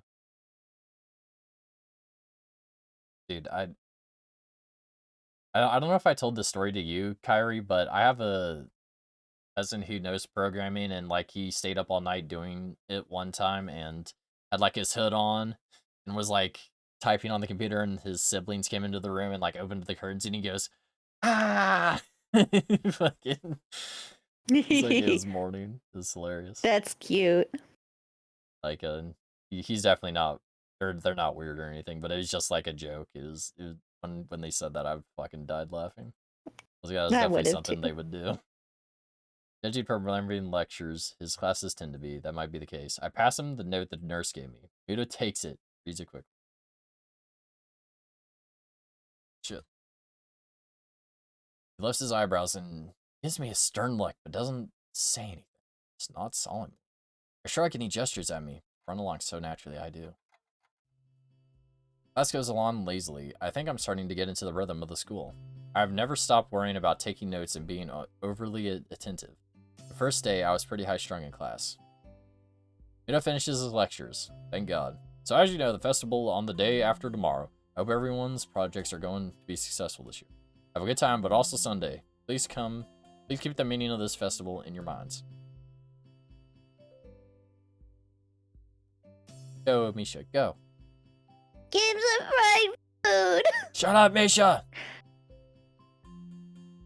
Yes, thank you, Mikado. What I mean is, get fucked, nerd. Get hit by the lunch bell. No one seems to pay attention anymore. He gets up and sits down. It's crowded in the hallway, or as crowded as the hallways in this school can get. I just go with the flow and grab a lunch, you know. But today I've been invited to the roof. An odd location, but that's where I was told to go. Fortunately, I managed to find shelter from the storm in lay of the classroom door. Dude, does he not watch, like, any sort of animes? Like, does he not know what happens on a roof when you're getting asked by a girl He to does join for because he lunch? used to read on the roof. Fuck, he did, didn't he? You're Yeah. keeping up with this game more than I can. You're Heck keeping yeah. all this in your head, and I'm just like looking at it and throwing it out my ear. Goes one in the ear, out the other. He knows, and that's why he's like gasp. Emmy comes down, bouncing down the hallway like a cannonball. Hey! Hi, Hisao. Great timing. She comes down the hallway, bouncing like a cannonball, taking out other people's legs, blowing them off. I have super extra lunch today, as promised. Let's go upstairs. Ew, woo. The stairway to the roof is a little dilapidated, but it's clearly been used recently. At the top of the stairs is a door completely missing padlock. I wonder who the intrepid individual was that removed the lock. Emmy shoves the door open. Sun beams through the roof. Oh, it's Rin! Tall, dark stranger appears out of nowhere, standing opposingly in front of this. Emmy flinches back, almost falling back down the stairs. Hello. Hello. You gotta be monotone for Rin, though. Rin is monotone. Well, then you have to be Rin, because I can't do monotone. You scared me, Rin. Boys are very nice. Dude. Which one is your favorite, Hex? Which one is very nice? Is it Rin, the one with no arms, or the one with no legs? Get to pick. Hello. Hello. Noticing that Ren is speaking to me, Emmy looks curiously at me. You two know each other? I look confusedly at Emmy. What are you doing again? What am I doing again? That was Emmy's line. That was Emmy's line? My bad. Sorry, I just see words and I read. You don't know you just got here, Hex? Well, Hex, okay. I'm gonna break it down for you nice and simple, okay, brother? Oh, you meant me, Hex. Oh, you're so sweet. Lots of love. Hex, this one on the left here, the blonde with the pigtails, is a track star, but she has no legs. This one over here on the right here. This one right here on the right, no arms. Amazing artist, though. Which one you got? This one's spontaneously spunky. This one is calm, cool, collected, and makes sarcastic jokes. Ren has turned her gaze towards the clouds drifting above the school. I didn't know you this. What? I didn't know you knew this person, Emmy. Oh my god, I can't read. The awkward silence lasts only a few seconds until Emmy lets out a tiny giggle, shrugging off the coincidence. Haha, ee. I invited Hisao for lunch. If you know him, that's just better. Oh, Hex, I got the perfect character for you if you need someone as insane as yourself. His name is Kenji. The only other dude we've met in this game besides the teachers. There's no, I mean, maybe Misha or Shizune, because I don't know, they seem like a raging bitch couple that if they're together, they're just a bunch of bitches, kind of. In order to We don't like them. We've cut them off. We've cut them. Yeah, we are not going down their routes at all. I apologize. if you were a Shizune stan or a Misha fan, I apologize. You're not going that route. Or Lily and Hanako route. Thank you, Hex. Oh, does this mean I don't get food, or did you invite him for lunch without the lunch? Neither. I have food for 3. Excuse me? She brought food for 3? This is the greatest thing. This is the greatest Watch, gift anyone has it's ever all given us. homemade. It's all hers. 2 of those meals were for her. Nice, thank you. I'm still holding out for a Yoda death. I mean, he's in there. It's like a 13% chance or something like that. I walk to the other end of the roof while I stay at the clock tower for a while, taking in the atmosphere. I need to go into DaVinci and just like do like a re-audio him to where I can beef up the audio a little bit. Because I recorded him at a low level and I need to bring him up another couple decibels. But yeah, the Yoda one is awesome. The Jenga one gets played a lot, which is really weird. There's nobody else but us here. I guess the roof is not as popular as it is in the other schools. A few rundown benches and tables are scattered around the edges, perhaps in an attempt to make the roof look less desolate. Oh. Small pebbles covering the roof, rattled beneath our feet. That was a Greedo. Hit him with a Greedo. Students are strolling in pairs. A few delivery trucks driving past the school. Where's the convenience store? A watchdog barks. I look towards the center of the town, and the small town feel strikes me very strongly, almost palpable. Also, how's your day been going, X? I haven't seen you in a little while. I haven't done very many streams with you either, or I haven't seen very many of your streams. Sorry about that. Work's been kind of busy. Okay, I'm lying. It's work, okay. Fucking work, man. Looking at my new hometown, even if it's going to be mine for only one short year.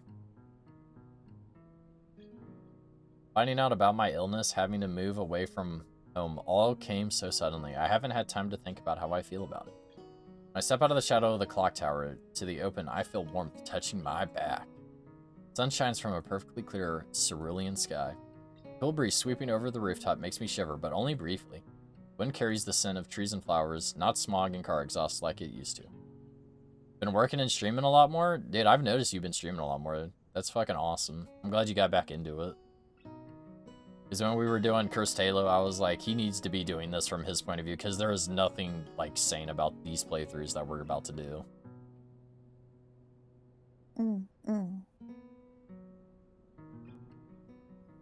Well, come on, Hisao. What are you waiting for? She's beckoning me to join them. I said at the small bench next to him. Oh my god. Save myself on the corner of the bench to take a little space as possible. It's pretty cramped, but it fits us. Heh. Impressive view, if you know what I mean. Umi suppresses a giggle and places a lunchbox in front of Rin and holds another lunchbox to me. Here you go. Here you go. Lunch as promised. Told you it'd be homemade. Homemade no less. I'm impressed. Hey, that rhymed. Wow, this looks good. Thanks. I make them myself when I can. You're a sweetheart. You know that. Conversation dies off as I said about the business of feeding myself. Taking a few bites, I glance up and notice Rin deftly opening the lunchbox and popping a fork full of food into her mouth using only her feet. Even though I've seen it before, I can't help but be impressed at her dexterity. For collabs, I just prefer only one person streaming because one chat is interruptive enough. You know what? That's fair. No. I mean, I have streamed with like 20 people, all streaming, and it's chaos. But and then I love it. But then you get that chaos, and then you get funny moments to where you're just bullshitting about other things that isn't the game. Then you can come up with some stupid stuff to say, you know? It's so wonderful and it helps, great and yeah. amazing. But I also love and I thrive in chaos. So, I understand though. Will I ever get used to sights such as this? These beautiful blonde Women? pigtails and these red, short-haired, tomboy-esque figure? It's not a good or a bad thing. Does getting used to this place mean that I'm giving up on being a normal person, or does it mean that I'm becoming more understanding about those around me? Son of a bitch. I'm beginning to learn. I'm distracted from my thoughts by the sight of Emmy tearing into her lunch as if it had insulted her ancestors. You seem pretty hungry. Emmy looks up with a mouthful of half full. Swallows before nodding. And always works up an appetite. Which is great, because then I burn through lunch pretty quickly. Honestly, today, I don't know what it was, but I was, like, starving throughout the whole day, and I eat, like, 5 meals a day, and I had, like, 3 meals, and I was like, God, I'm, like, still hungry. Dang. It helps me keep my girlish figure. What would happen if you'd lose it? Would you become a man? I very nearly choke on my lunchbox trying not to laugh. Dude, Ren's a bee. Do you see Ren? Rin is more endowed than most of the girls in this game. She is awesome. It's a figure of speech. She don't bullshit. She's straight to the point. Does your figure have... I like Rin. Does your figure have to run in the mornings too? Do you always talk like this? Talk like what? Like what? What's your caloric intake? I think my caloric intake is around... I want to say probably around 3,000 calories, maybe? Like 3,000, 3,200 maybe? Got the answer in my head. Never mind. So, you guys want to make out? I struggle to set us on the obvious question. How'd you two meet?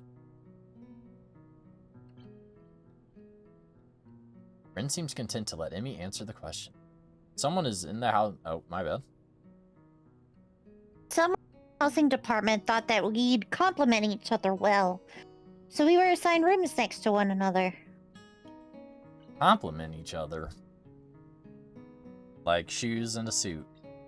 Huh? Emmy giggles at my confusion. Put us together and we've got all our limbs. Get it? Ah. Dude, shout out to these girls. So I started helping Ren get ready in the mornings, and that was that. I mean, you can't help... Yeah. You can't help someone get dressed every morning and not get along. I see. Ren chooses this moment to interject. I have trouble with shirts. It's... You got it perfect. The just very flat answer. Got trouble with shirts. That seems fairly obvious. Really? Kind of? This isn't helping, but at least Emmy seems to find the whole thing funny. That combined with the fact that Ren is genuinely curious makes me feel slightly better and yet confused. I mean, you've got no arms, so putting on a shirt seems like one of those things that would be difficult. Gotta stop talking now, you know? It'll save me a lot of trouble in the long run. Ren nods in what I suspect is in a sage manner. Soka. Conversation dies as I turn my attention back to my lunch. It's really quite good. Emmy finishes her lunch and makes a contented noise. Good. As she busies herself with cleaning up her lunch, Ren speaks up. I'm thirsty. Oh, I almost forgot about that. Sorry. Sorry. I'm so sorry. With a flourish, she reaches into her bag and removes it. A juice box. She tosses me one that appears to be cranberry, one to Ren that appears to be some kind of strawberry milk, complete with a pink color scheme. Keeps an eye equally pink box, some kind of fruit punch to herself. Hey, I want that strawberry milk. Stabs the straw through the top of her box and begins to drink. I'm impressed by how flexible she is, but this time I keep my comment to myself. I don't think either Emmy or Rin are the sort of people to think twice about the way they work around with their particular disabilities. Rin especially so. She gives off the impression of being entirely unaware that she's missing any limbs at all. Whether or not that's a conscious decision is another matter. I'm honestly not sure. Well, Hisao, how do you like it up here? Quite nice. Actually, I like high places. For the view. Thanks for inviting me here, and for the lunch too. Emmy grins, a 1,000-watt grin, pleased at my response.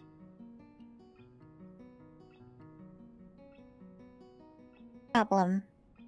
No problem. Feel free to eat with us next time too, okay? I won't make you a lunch, but you can bring your own up here. No lunch service? I don't know. Sounds kind of sussy. She looks offended. Trying to take advantage of my good nature? Yes. The nerve. She giggles. Well, if that's your answer, I guess Ren and I will just have to keep eating lunch all alone. Well, I'm suddenly assaulted by the most heart-rendering puppy dog eyes I've ever seen in bouts. I'm kidding! I was just kidding! Emmy! Don't do that to me, Emmy! Good location and company's okay too. Emmy frowns a bit at my declaration of okay, but seems unhappy enough that I've accepted. That makes us friends. Or at least acquaintances. Bell rings, signaling a return to the downstairs. Yeah, okay. Downstairs bell was weird. Go downstairs, damn it. Ren! Well, it's at the end of lunch break. It's just Yeah. signaling them to go downstairs in their heads. Like, it's not like a downstairs bell. It's specifically for people on the roof. Gotcha. Ren, you didn't finish your lunch again. I wasn't that hungry. If you don't eat more, you're going to fade away. Rin shrugs as if this is an acceptable risk. Come on, let's get going. We run down the stairs. The afternoon class pass. Once again, I find myself without a plan for something to do after school, so I head to the library to return a couple of books. Walking inside, I see that there are as many students in here there were on Tuesday. All the more evident from the total silence enveloping the room. Ow! It's her. Again. In. As I jot the books I borrowed into the return slot in the counter, Yuko suddenly pops up from behind it. She's startled, like always, because she's a little tiny deer. Sorry, Yuko. She was under the table again. Yeah, she had her head on the table again. Yeah. No, that's fine. It happens a lot. I'm used to it by now. Can I help you? Nah, it's okay. I think I know where everything is. Thanks anyway. Suppose I'll grab another book or two while I'm here. There's not much else to do, and after reading so much during my stay in the hospital, it's become a hard habit to break. I wander down the fiction section, scanning the bookshelves for anything that catches my eye. Star Wars Legacy of the Force. Oh. Well, that's something else that catches my eye. Yep, definitely that one.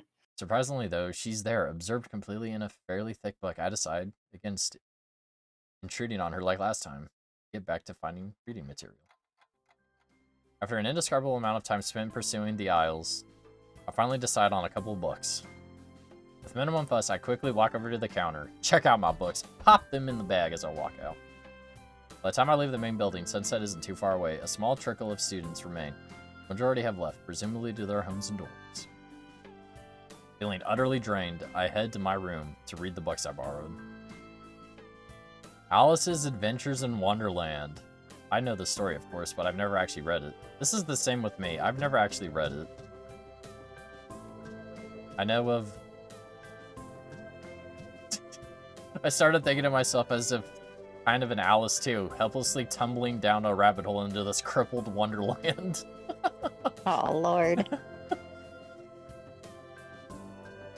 Okay, that's a rather strong expression. Still, the isolated location and the overt way school accommodates to absolutely everything is unsettling. It's like another world. Wonder why I can't shake the feeling of being an outsider like Alice, despite most everyone being so hospitable. Turning to another page, my mind starts drifting further away from the books. It's quiet. I could hear my heartbeat thumping. For some reason, it makes me feel really bad. Like it has since that time in the forest with Uwe Nakao. Like I was locked in a cage with something nasty and scary. Honestly, I've never read Alice in Wonderland or watched the movie from like 70 years ago. 200 pages later, I fall asleep. But I have seen the game that they made back in like 2013 though. It was pretty cool. I can't remember what it's called though. It was like Alice something. I have to look this up.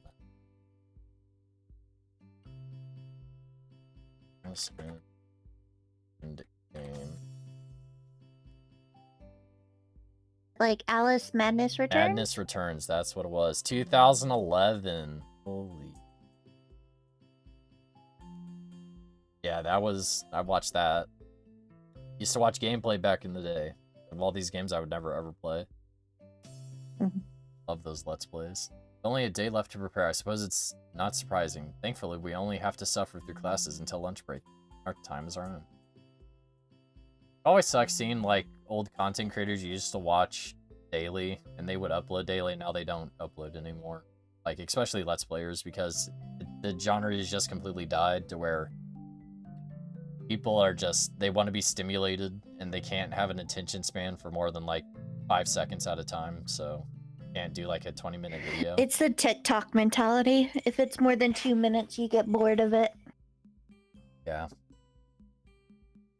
Which, I mean, I get it. I think, like, the only Let's Player that still does Let's Plays is literally Rad Brad. That's, like, the only dude who's still alive who does this shit. It's insane. Most people stream it nowadays. They don't just, exactly. like, post a video. But, yeah, I miss the creatures. I miss, you know, creatures were the big ones. Dude, I used to watch Let's Play with the Rooster Teeth crew. Oh, yeah. Before all of that went to shit. Yeah, before Rooster Teeth became ass. Yeah. The best thing about Rooster Teeth was on the Fridays. Friday fails for Halo. That was the best. Oh my god. Absolutely love those. I used to watch the Minecraft stuff. Like, I had probably the first, like, 20 or 30 Minecraft episodes memorized because I watched them so much. Right, and was it Michael who was playing Minecraft too? Did Michael play Minecraft? Yep, Michael. Because Michael just gets fucking angry at everything. Yeah. Well, he became Mogar, who was the warrior. He always had amazing luck fighting in the game. Right. But then he started screaming at Gavin after he poured lava onto the house in the very first episode. And he spawned on top of the bed, and he was just screaming bloody murder. Got hit with the lava. Yeah, he got hit with the lava That's trap. hilarious. Yeah, you don't do that to a homie. Gavin's not a homie. Yeah, Gavin's no longer a homie. He burned my house in Minecraft. He's been kicked out of Rooster Teeth. Yeah. Without saying a word, he scrawls some page and question numbers on the board and slumps down at his desk. It's completely atypical behavior for him. Wordlessly, the students shuffle their textbooks in position and get to work, not wanting to break the trend.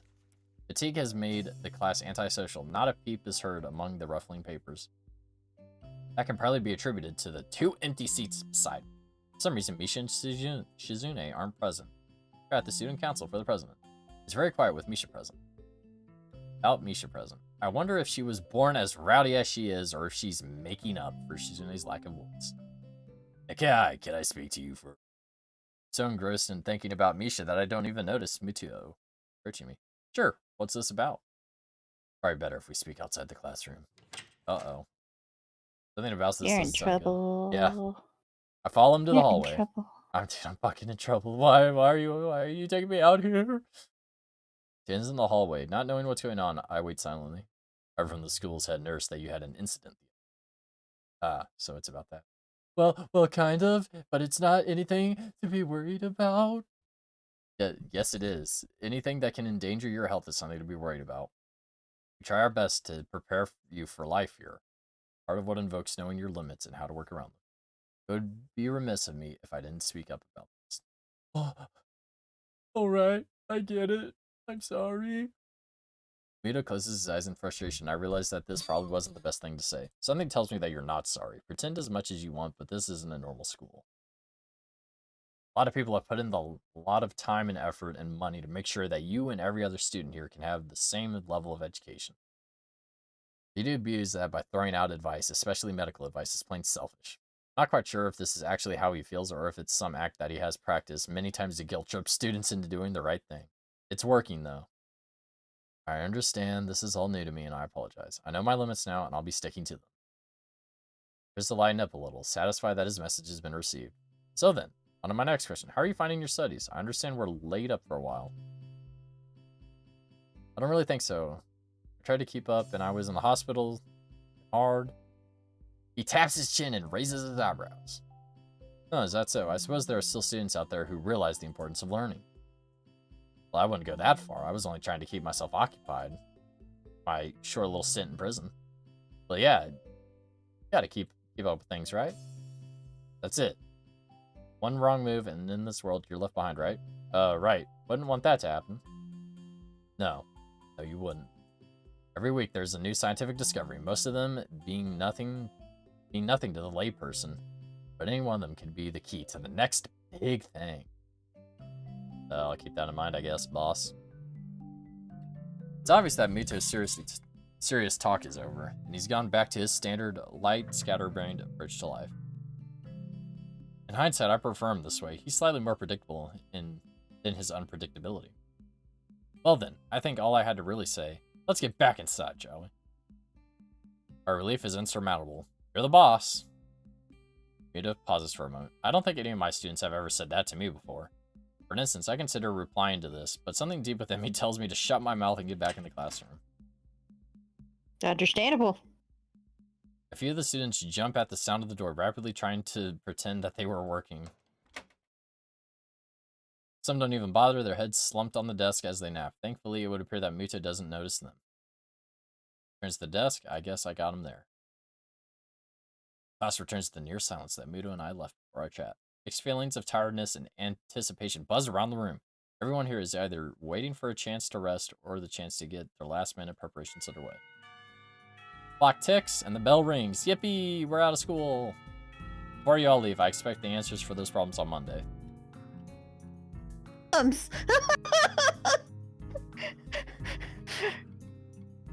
What? I would cry and be like, "What problems? Yeah, what problem? You didn't say. What, I don't know. what problems were you talking about? The class sighs, instantly regretting slacking off, but still acutely aware of more pressing issue at hand. Classroom empties in the blink of an eye. Last minute festival preparations. I stay behind and try to quickly finish the questions. So don't bother with it over the weekend. Dude, smart kid right there. I'm smart. Yes. Apart from me, Hanako is the only one left. Absolutely. Obviously waiting for Lily. It's weird that Lily comes all the way to our classroom to pick her up. I expect that moving around is at least nominally hard for her, as it is for Hanako. It's none of my business. I naturally don't ask about it from Hanako. Despite the relative proximity of our seats, neither tries to strike up a conversation about that or anything else either, so an oppressive silence falls upon the classroom. Time passes in silence. It's probably just 15 minutes or so, but it feels longer. I turn pages off my notebook. Hanako turns pages of the novel she's reading. My pencil lead splinters against the paper just when I was about to finish a paragraph. Have an irritated sigh, fumbling for the sharpener, breaking the mood in classroom. Hanako keeps her eyes firmly far from my direction. Lily's tall figure appears in the doorway. See, that's why you always use mechanical pencils, so you can just click, click, click, click, click, and then it's back to normal. Wooden pencils suck. Hanako. What was your type of thing to do in school? Were you a mechanical pencil stand, or were you more of the number 2 old-fashioned? Mechanical pencils. Especially, But then again, yeah. at some point, I would get lazy enough and say fuck it, and I'd just use whatever was available. I see. Because my parents were like the type who would just buy you your supplies at the beginning of the year. Yeah. So near the end of it, you were kind of like scavenging for whatever you could. You see, that was like kind of like the difference between, like, I mean, when I got into college, because it definitely depends on like what degree you kind of go in, because since I was in graphics, it was like, well, you don't really need to bring a pencil or anything. Just type shit out on your laptop and take notes. Or, you know, take pictures of the board. Yeah, once I got to college, well, I say once I got to college, that wasn't actually. I took Japanese in college. So I absolutely needed pencils there because we had like actual Japanese workbooks we got to work in. It was nice.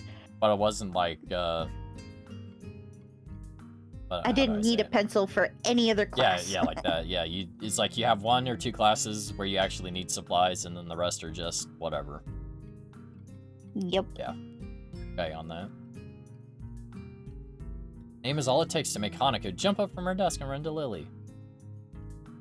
They talk quietly for a moment, but it isn't long before Lily leaves down the hall, and Hanako idles back into the classroom, taking her seat once again. Watch Hanako at the corner of my eye out of sheer curiosity at the idea that the two would be separated. For a couple of minutes, she does nothing but sit with her chin in her hand, staring at the desk dejectedly. Boredom evidently becomes too much for her, though, her slender frame reaching into her bag and pulling out a small book. And to think of it, that isn't the one I saw her reading at the library. She must be a quite fast reader to get through it at this rate. 10 minutes of restless shuffling in her seat and trying to read, Hanako closes her book and leaves too. As should I. Assignment is all but finished, and there's nothing else to do in the classroom. Not that I have anything else. School's a beehive. Whoopoo! A saunter past classrooms filled with students frantically doing this and that, buzzing around like worker bees. The day's over. It's quieter outside, but not by much. People zip by left and right, hurrying quickly as they can, busy and energetic. I feel the opposite. Midday sun seems to be draining all the spirit out of my body. I'm like a vampire. I can't go outside. I'm not a daywalker. I yawn lazily. Drop off my books at the dorms, and then something I haven't decided yet. Maybe Kenji is in his room. Oh no, you know it's desperate when he's looking for Kenji. He's like, dude, I'm fucking bored, man. Give me something to do. Tell me more about the ravings of a lunatic who thinks that the world is controlled by an evil feminist cult organization. I spot Emmy coming my way, running despite not having those weird running prosthetics on. I wave at her and she skids to a stop.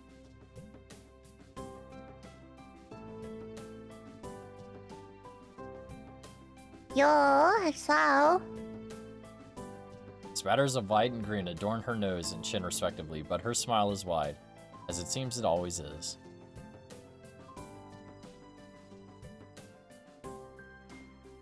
She leans closer to me, amplifying the feeling. She's examining me. Oh. Hey Phineas, what you doing? Nothing really, just taking a stroll, you know. Big dick status, you know. Skipping class. Don't yourself. But it sounds like you got nothing to do, so you can help me and Ren. With the festival preparations, I'm not sure if I would be chill.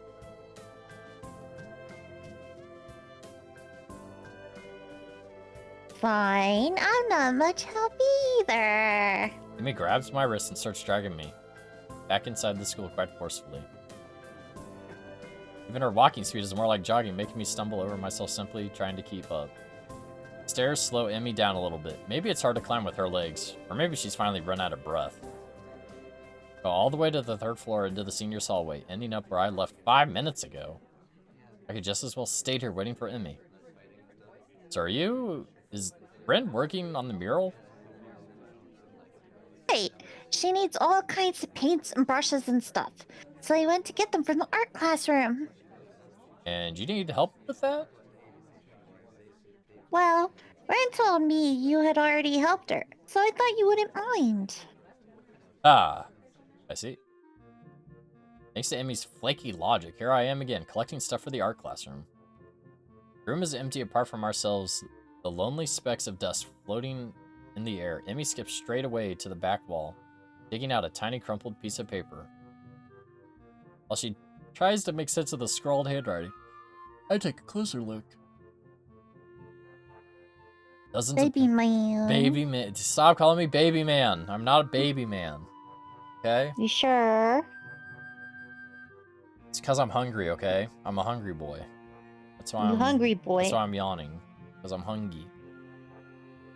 She looks like they've been left there for several decades. Heavy stacks of piled papers are boxes full of different sized brushes. Ooh. Oh shit. Eee.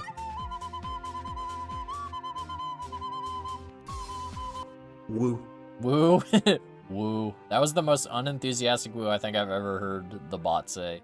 Thank you so much for the resubscribing with Prime, V. Thank you very much, man. Glad to have you. Thank you, thank you.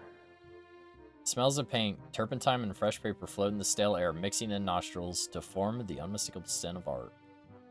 Emmy studies. You got it? Dude, you fucking got it. You hear me, man? You got it. Take another sip of water. Woo.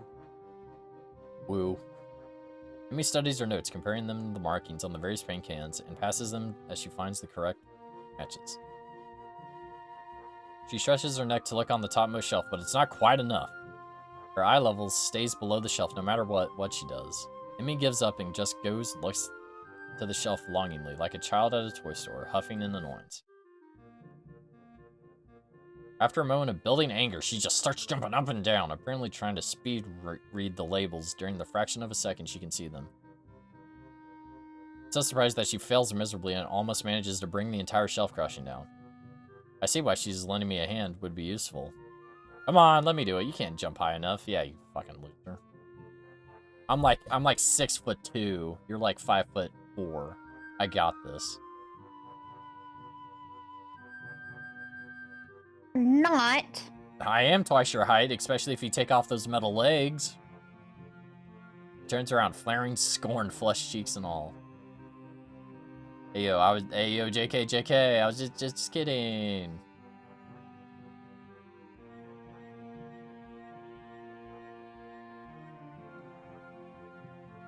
Glares at me one more time. I can't come up with a retort. With her grudging hum, she turns back to me. Here. So I begin scrounging around the top shelf for the paint well below. Emmy crouches to the scavenger while she with the cupboards. Check my head a little. After double checking to ensure she can do so, Emmy has a complex about her height. Ooh, little baby woman. Complex about her height. She seems easygoing, but I guess everyone has their weak spots. Like my heart's my weak spot. After almost all the items have been collected and spread out on the desk like a treasure hunter's spoils, I realized that it wasn't necessary. The height jab that got her riled up. She might not look like to be told that she can't do something like jump. You can't jump. But Amy herself seems to have forgotten all about it already. Quick to anger, quick to forgive. Is she the type of person? At least she doesn't seem to have taken anything to heart. Unlike me, you take anything to my heart, I'm dead. Shot through the heart. And you're to blame. Give love, bad days. Rin is really stressed.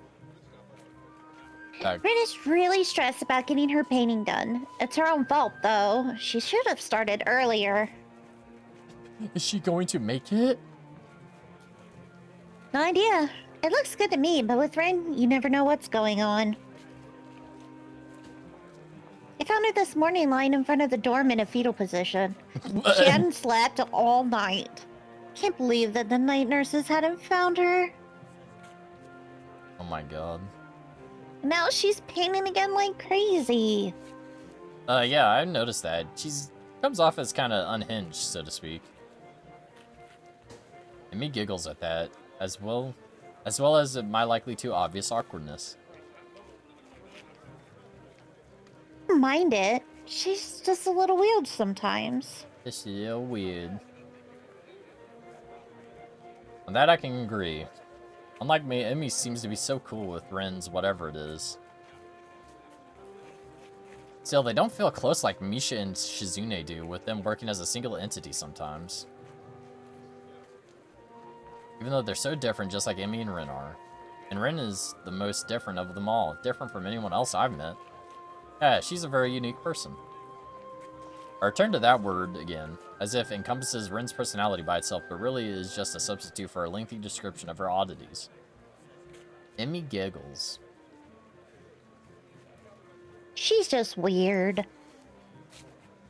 You know, earlier, she just spent half an hour sitting on her box and stared at her toes.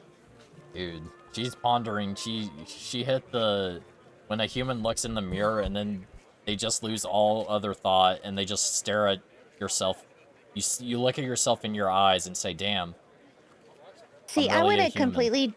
I went a completely different direction when you said ponder. I was just like, oh, she's doing the thinker pose, but with her toes. But with her dude.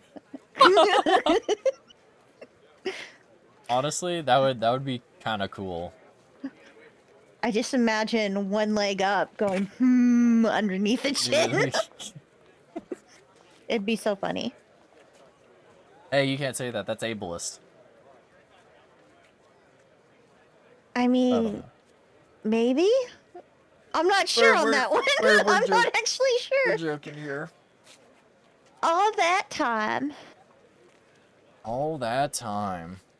Just staring at her toe beans. Staring at her toes. She's like, damn, I really need to trim these shits.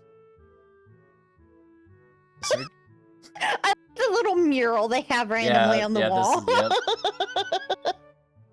Colored in tints of red, pink, and orange. Weird imagery. Imaginary things populating spaces between. It looks nice. I can't think of any words to describe it concisely or comprehensively. I settle myself on the descriptive, non-nice. Honestly, it seems like the area around the wall becomes untidilier at the same rate as the mural progress. The ground is littered with dozens of paint cans, various art supplies, and empty soda bottles. Ren herself is the center of the chaos, standing there looking very cozy as if she was a natural part of the scene. Her pant legs have rolled up to her knees, exposing her thin legs which sport a dry spectrum of war paintings, similar to those on Emmy's face. Emmy sprints to Ren ahead of me, gleefully jumps in front of her. I'm back! I'm back! Sorry, I see letters and I read. Yep. That was fast. Did you run in the corridors again? Hisao helped me. I'm back. She points victoriously at me. Ren turns around, following Emmy's fingers with her eyes, looking at my general direction. She nods absent-mindedly at me. She looks like she hasn't slept since last night, a vacant, glazed stare that's focused slightly off of me. Hello, Hisao. Thanks for your help. Don't mention. I just did. Never mind, I guess. Looks like you've made progress. Looking good, as far as I can tell. But now, you get more bad luck. I know, but I'm willing to take the risk. That's a very nice thing to say. For me, of course, not for you. This is why artists are always unlucky. They have to constantly look at their unfinished paintings. So artists can't find romance, their favorite TV shows are canceled, or they die young because of an unspecified disease. It's deep and mysterious law of the universe. Well, unless they are blind. She considers this for a while, looking like she's going to fall asleep. There is a boy. At the art club, you see, blind boy, so he doesn't see. He should become an artist. No. No bad luck, guaranteed. Don't you think that would be a good idea? That only blind people should become artists? No, not so much. You might have a point. Abandoning this train of thought, she turns again to consider her work and starts humming a tune that I think I recognize. Emmy arranges the supplies we brought and moves a few paint cans around, trying to bring some organization to the scene. Emmy, I need the Prussian blue paint. Which one's Prussian blue? She is starting helpless. Thank you, Jar Jar. She is staring helplessly at 7 or 8 cans, each with a different tone of blue. It's the one with Prussian blue paint in it. At all.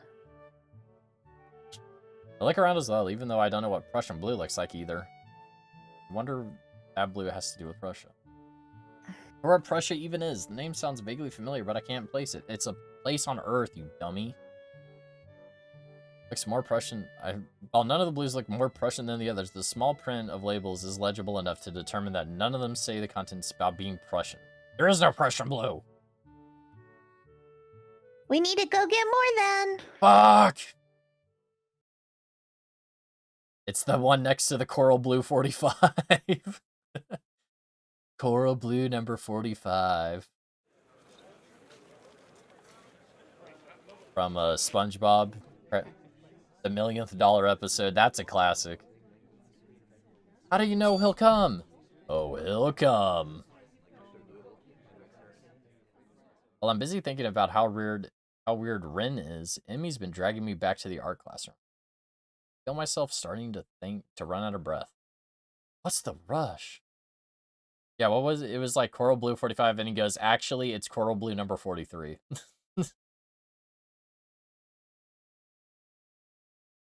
Eh? Hit him with a Tim Allen, huh? Huh?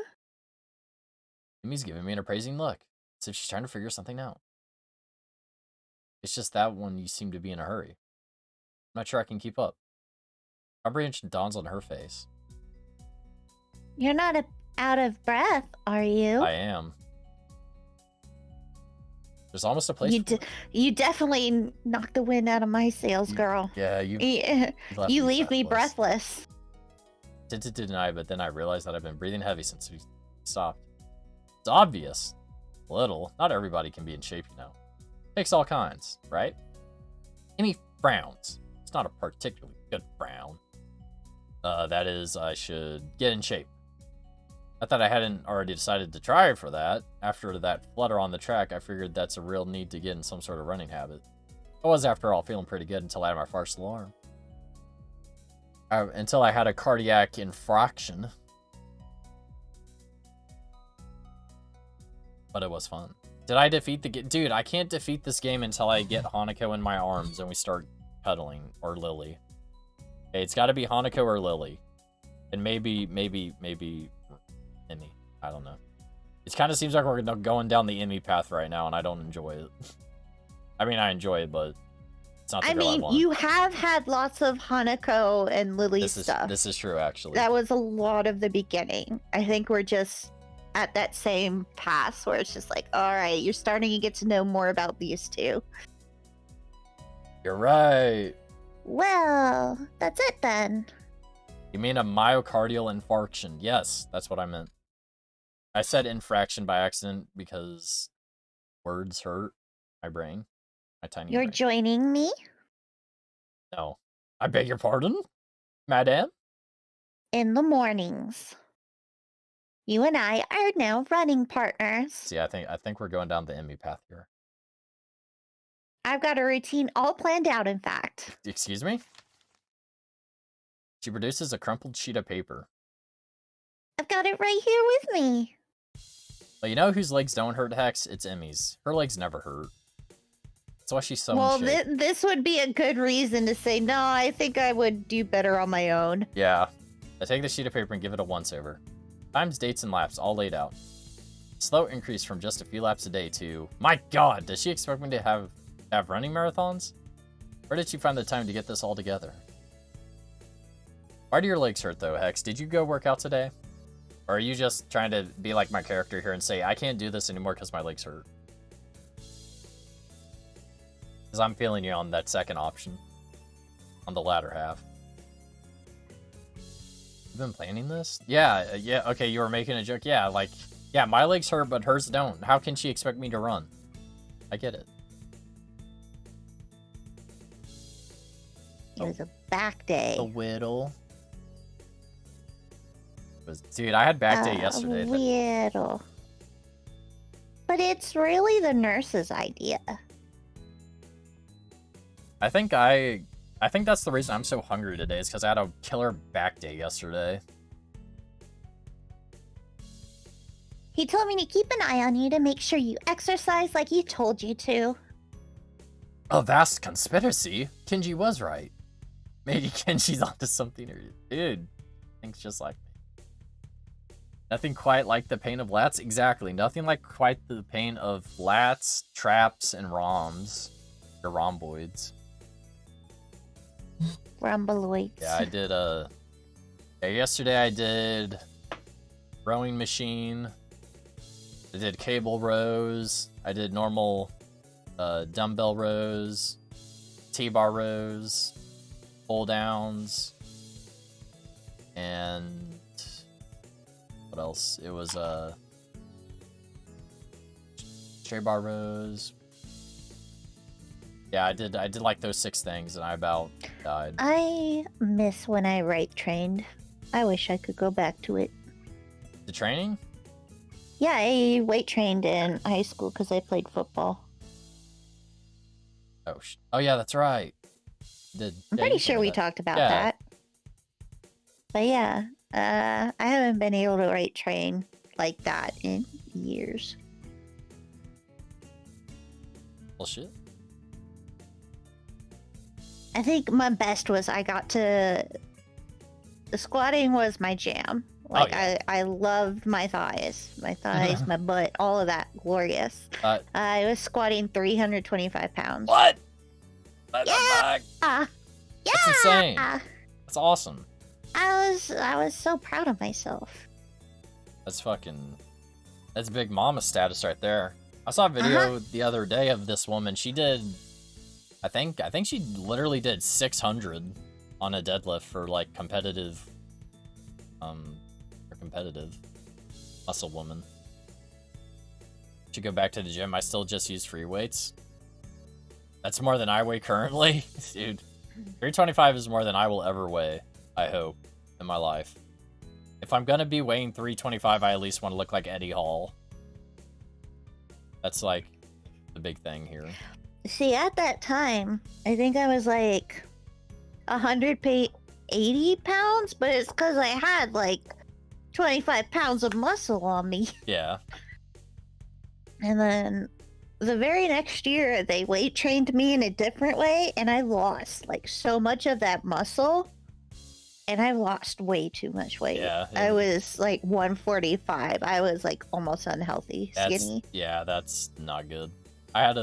My cousin actually had a problem with that. She lost like a shitload of weight. Like, she was anorexic because the volleyball coach was like, hey, we need you to lose a little bit of weight. I didn't think she meant to like lose a shitload of weight, but it was just like, hey, we need you to speed up a little bit, so maybe drop a couple, pounds.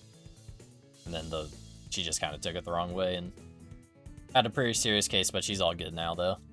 Yeah, I need to get back on like a solid diet plan and like start amping up. Like, I stopped all exercise for quite a while because of back issues. Right. But I need to start like working out and like testing my back and seeing what I could do. Get those rows going, see what's up. I would love to do that. Been wasting away down to 280. Congrats, Hex. Glad to hear you're down to 280, but I mean, what you want to do is just lose all that extra baggage, and then you want to beef up with some muscle, or you can also lose weight at the same time you're gaining muscle. So it may not look like you're losing a whole lot of weight at the same time, but you're definitely gaining muscle back in that place of weight. Yeah. Of your fat. All right. Back up to We'll need to get to a stopping point in like the next 15 minutes. Sounds good to so me. I go work. So, well, to be honest, I've been trying to find a running partner in the mornings for a while now. But I can't keep up the high cal diet anymore. I've been trying to get back to 300. X, you're like wanting to be like a muscle man. You're trying to be like Eddie Hall, dude. Get fucking beefed up, loaded, and then just go in there and crush like 600 on DLs daily. Go crush like 380 plus on bench, and then like 500 plus on squat. My god, Kenji, if you could only see the scheme unfolding. What do you need a partner for anyway? Keep up the workout if you're not the only one doing it. Isn't that obvious? Isn't that obvious? Isn't that obvious? No, actually. I go in the gym. I can go in the gym on my own, and I just listen to hardcore death metal, and it gets me through my day, okay? You're less likely to quit if someone else is counting on you to be there, right? That is true. In all seriousness, yeah. I see. This won't only keep you running, but it'll make sure that I'll keep running as well. Meaning that I'll be obeying the nurse. And I'll be keeping an eye on you just like he asked. X, are you trying to, like, look like a Sangeli from Halo and just be like an elite that weighs 300 pounds, 7 foot tall, and just kicks the shit out of people?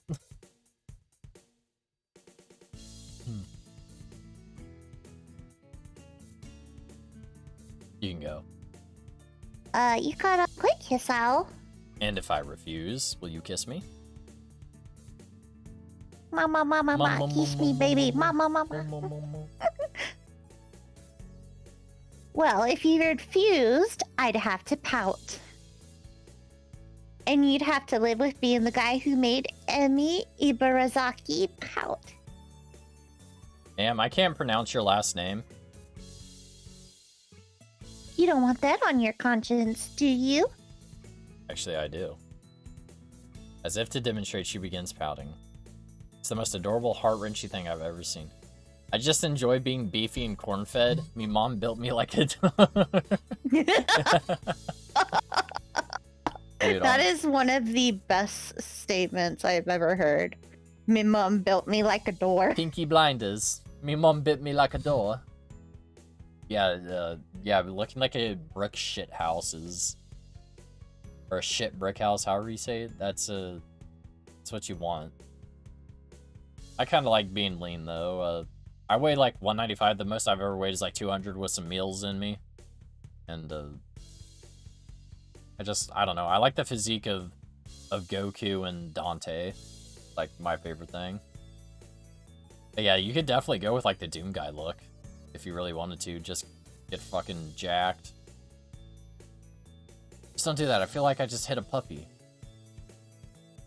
Settled, right? You're going to be my running partner? Follow the workout? And the dietary plan? Okay, the dietary plan I cannot promise you. I love cheat days. Yeah, the dietary plan. You've got to eat healthy if you're going to get in shape, you know? I examined the workout routine closely. I don't see a dietary plan on here. Hey, I forgot to give that to you. Dummy. You baka. Another crumpled sheet of She paper. did it on purpose. Yeah. Just so she could try and touch my hand. Give her. I had nurse keys. help me come up with it. My definition is still off. Never had abs. I'm built like Thor from God of War Ragnarok. Honestly, it's not the worst place to start out. You could start out as a dude who used to weigh 600 or 700 pounds. But definitely like Thor from Ragnarok is a brick shit house. That the nurse has to keep me in good health is pretty overwhelming. I don't know how many school nurses who know to get one of their students to spy on me, much less come up with a dietary plan. Then again, I guess I'm not in a normal school. Maybe that's not such a bad thing. Then again, the dietary plan seems to cut out just about everything that'll be offered at this festival tomorrow. When do we start running? After the festival. Well, she just said right the fuck now and just sprinted down with me in her hand. Like, fuck! Right after. What if I had everything to eat there? I could get a stomachache, you know? I meant the day after the festival. I knew that. Wasn't there something we were supposed to be doing? Oh yeah, we're looking for Prussian paint. Oh no, it slipped my mind. It's all just different body types, very comfortable in my skin, but if I keep the weight loss, I'm gonna worry. Why would you ever worry, dude? Like, Are you gonna worry that all your muscles just gonna fucking go away? Like, when you're a majority of the time when you're losing weight, you're losing extra water weight and fat. That's what it is. But I mean, you know, you could definitely like just start eating better and then going into weight training, and it's gonna definitely help with losing that extra water weight. Oh, medically worry. Why would you medically worry about it though? Is there something? Is there a certain something that like if you?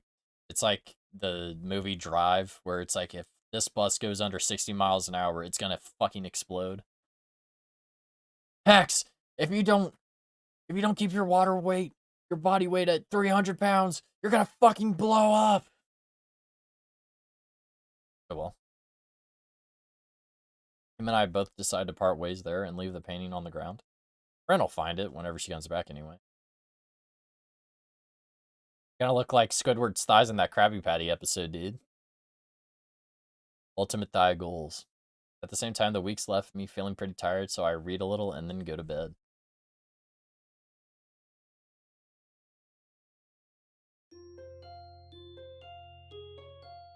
Gary, there's a bomb strapped to my chest. That's a good place to stop. Hell yeah.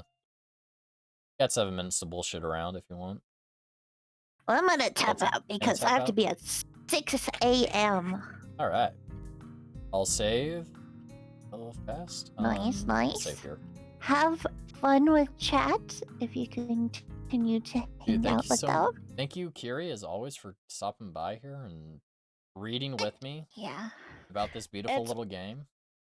It is always fun. It is very enjoyable. We'll probably schedule it if we can do probably next Friday. Thursday. You want to do Thursday?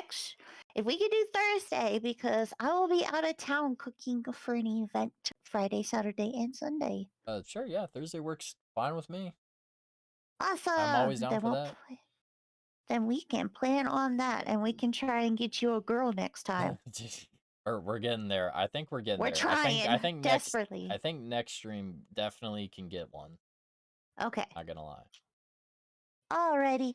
But good night, chat. Good night, Noxia. I'll see you later. Yep. See you later. Thank you so much. Bye. Bye. All right, and with that, we are all alone in the time of need. Time is it? 9:55, huh? Got going on. What the hell do we have?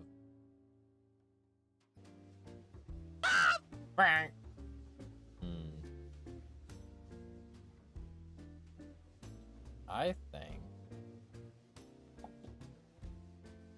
Let me. You know what?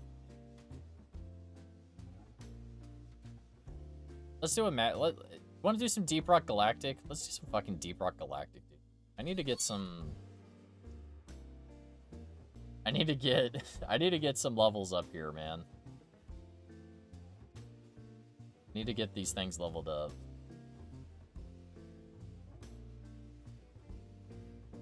My calories is lower than my calories burned at this point. Calories in is lower, at this point, but the hunger ain't there, hence the mild worry. Oh, I gotcha. Thank you for the hydrate and stretch, QB. We'll do that. Oh. Thank you for the head pats too. So nice.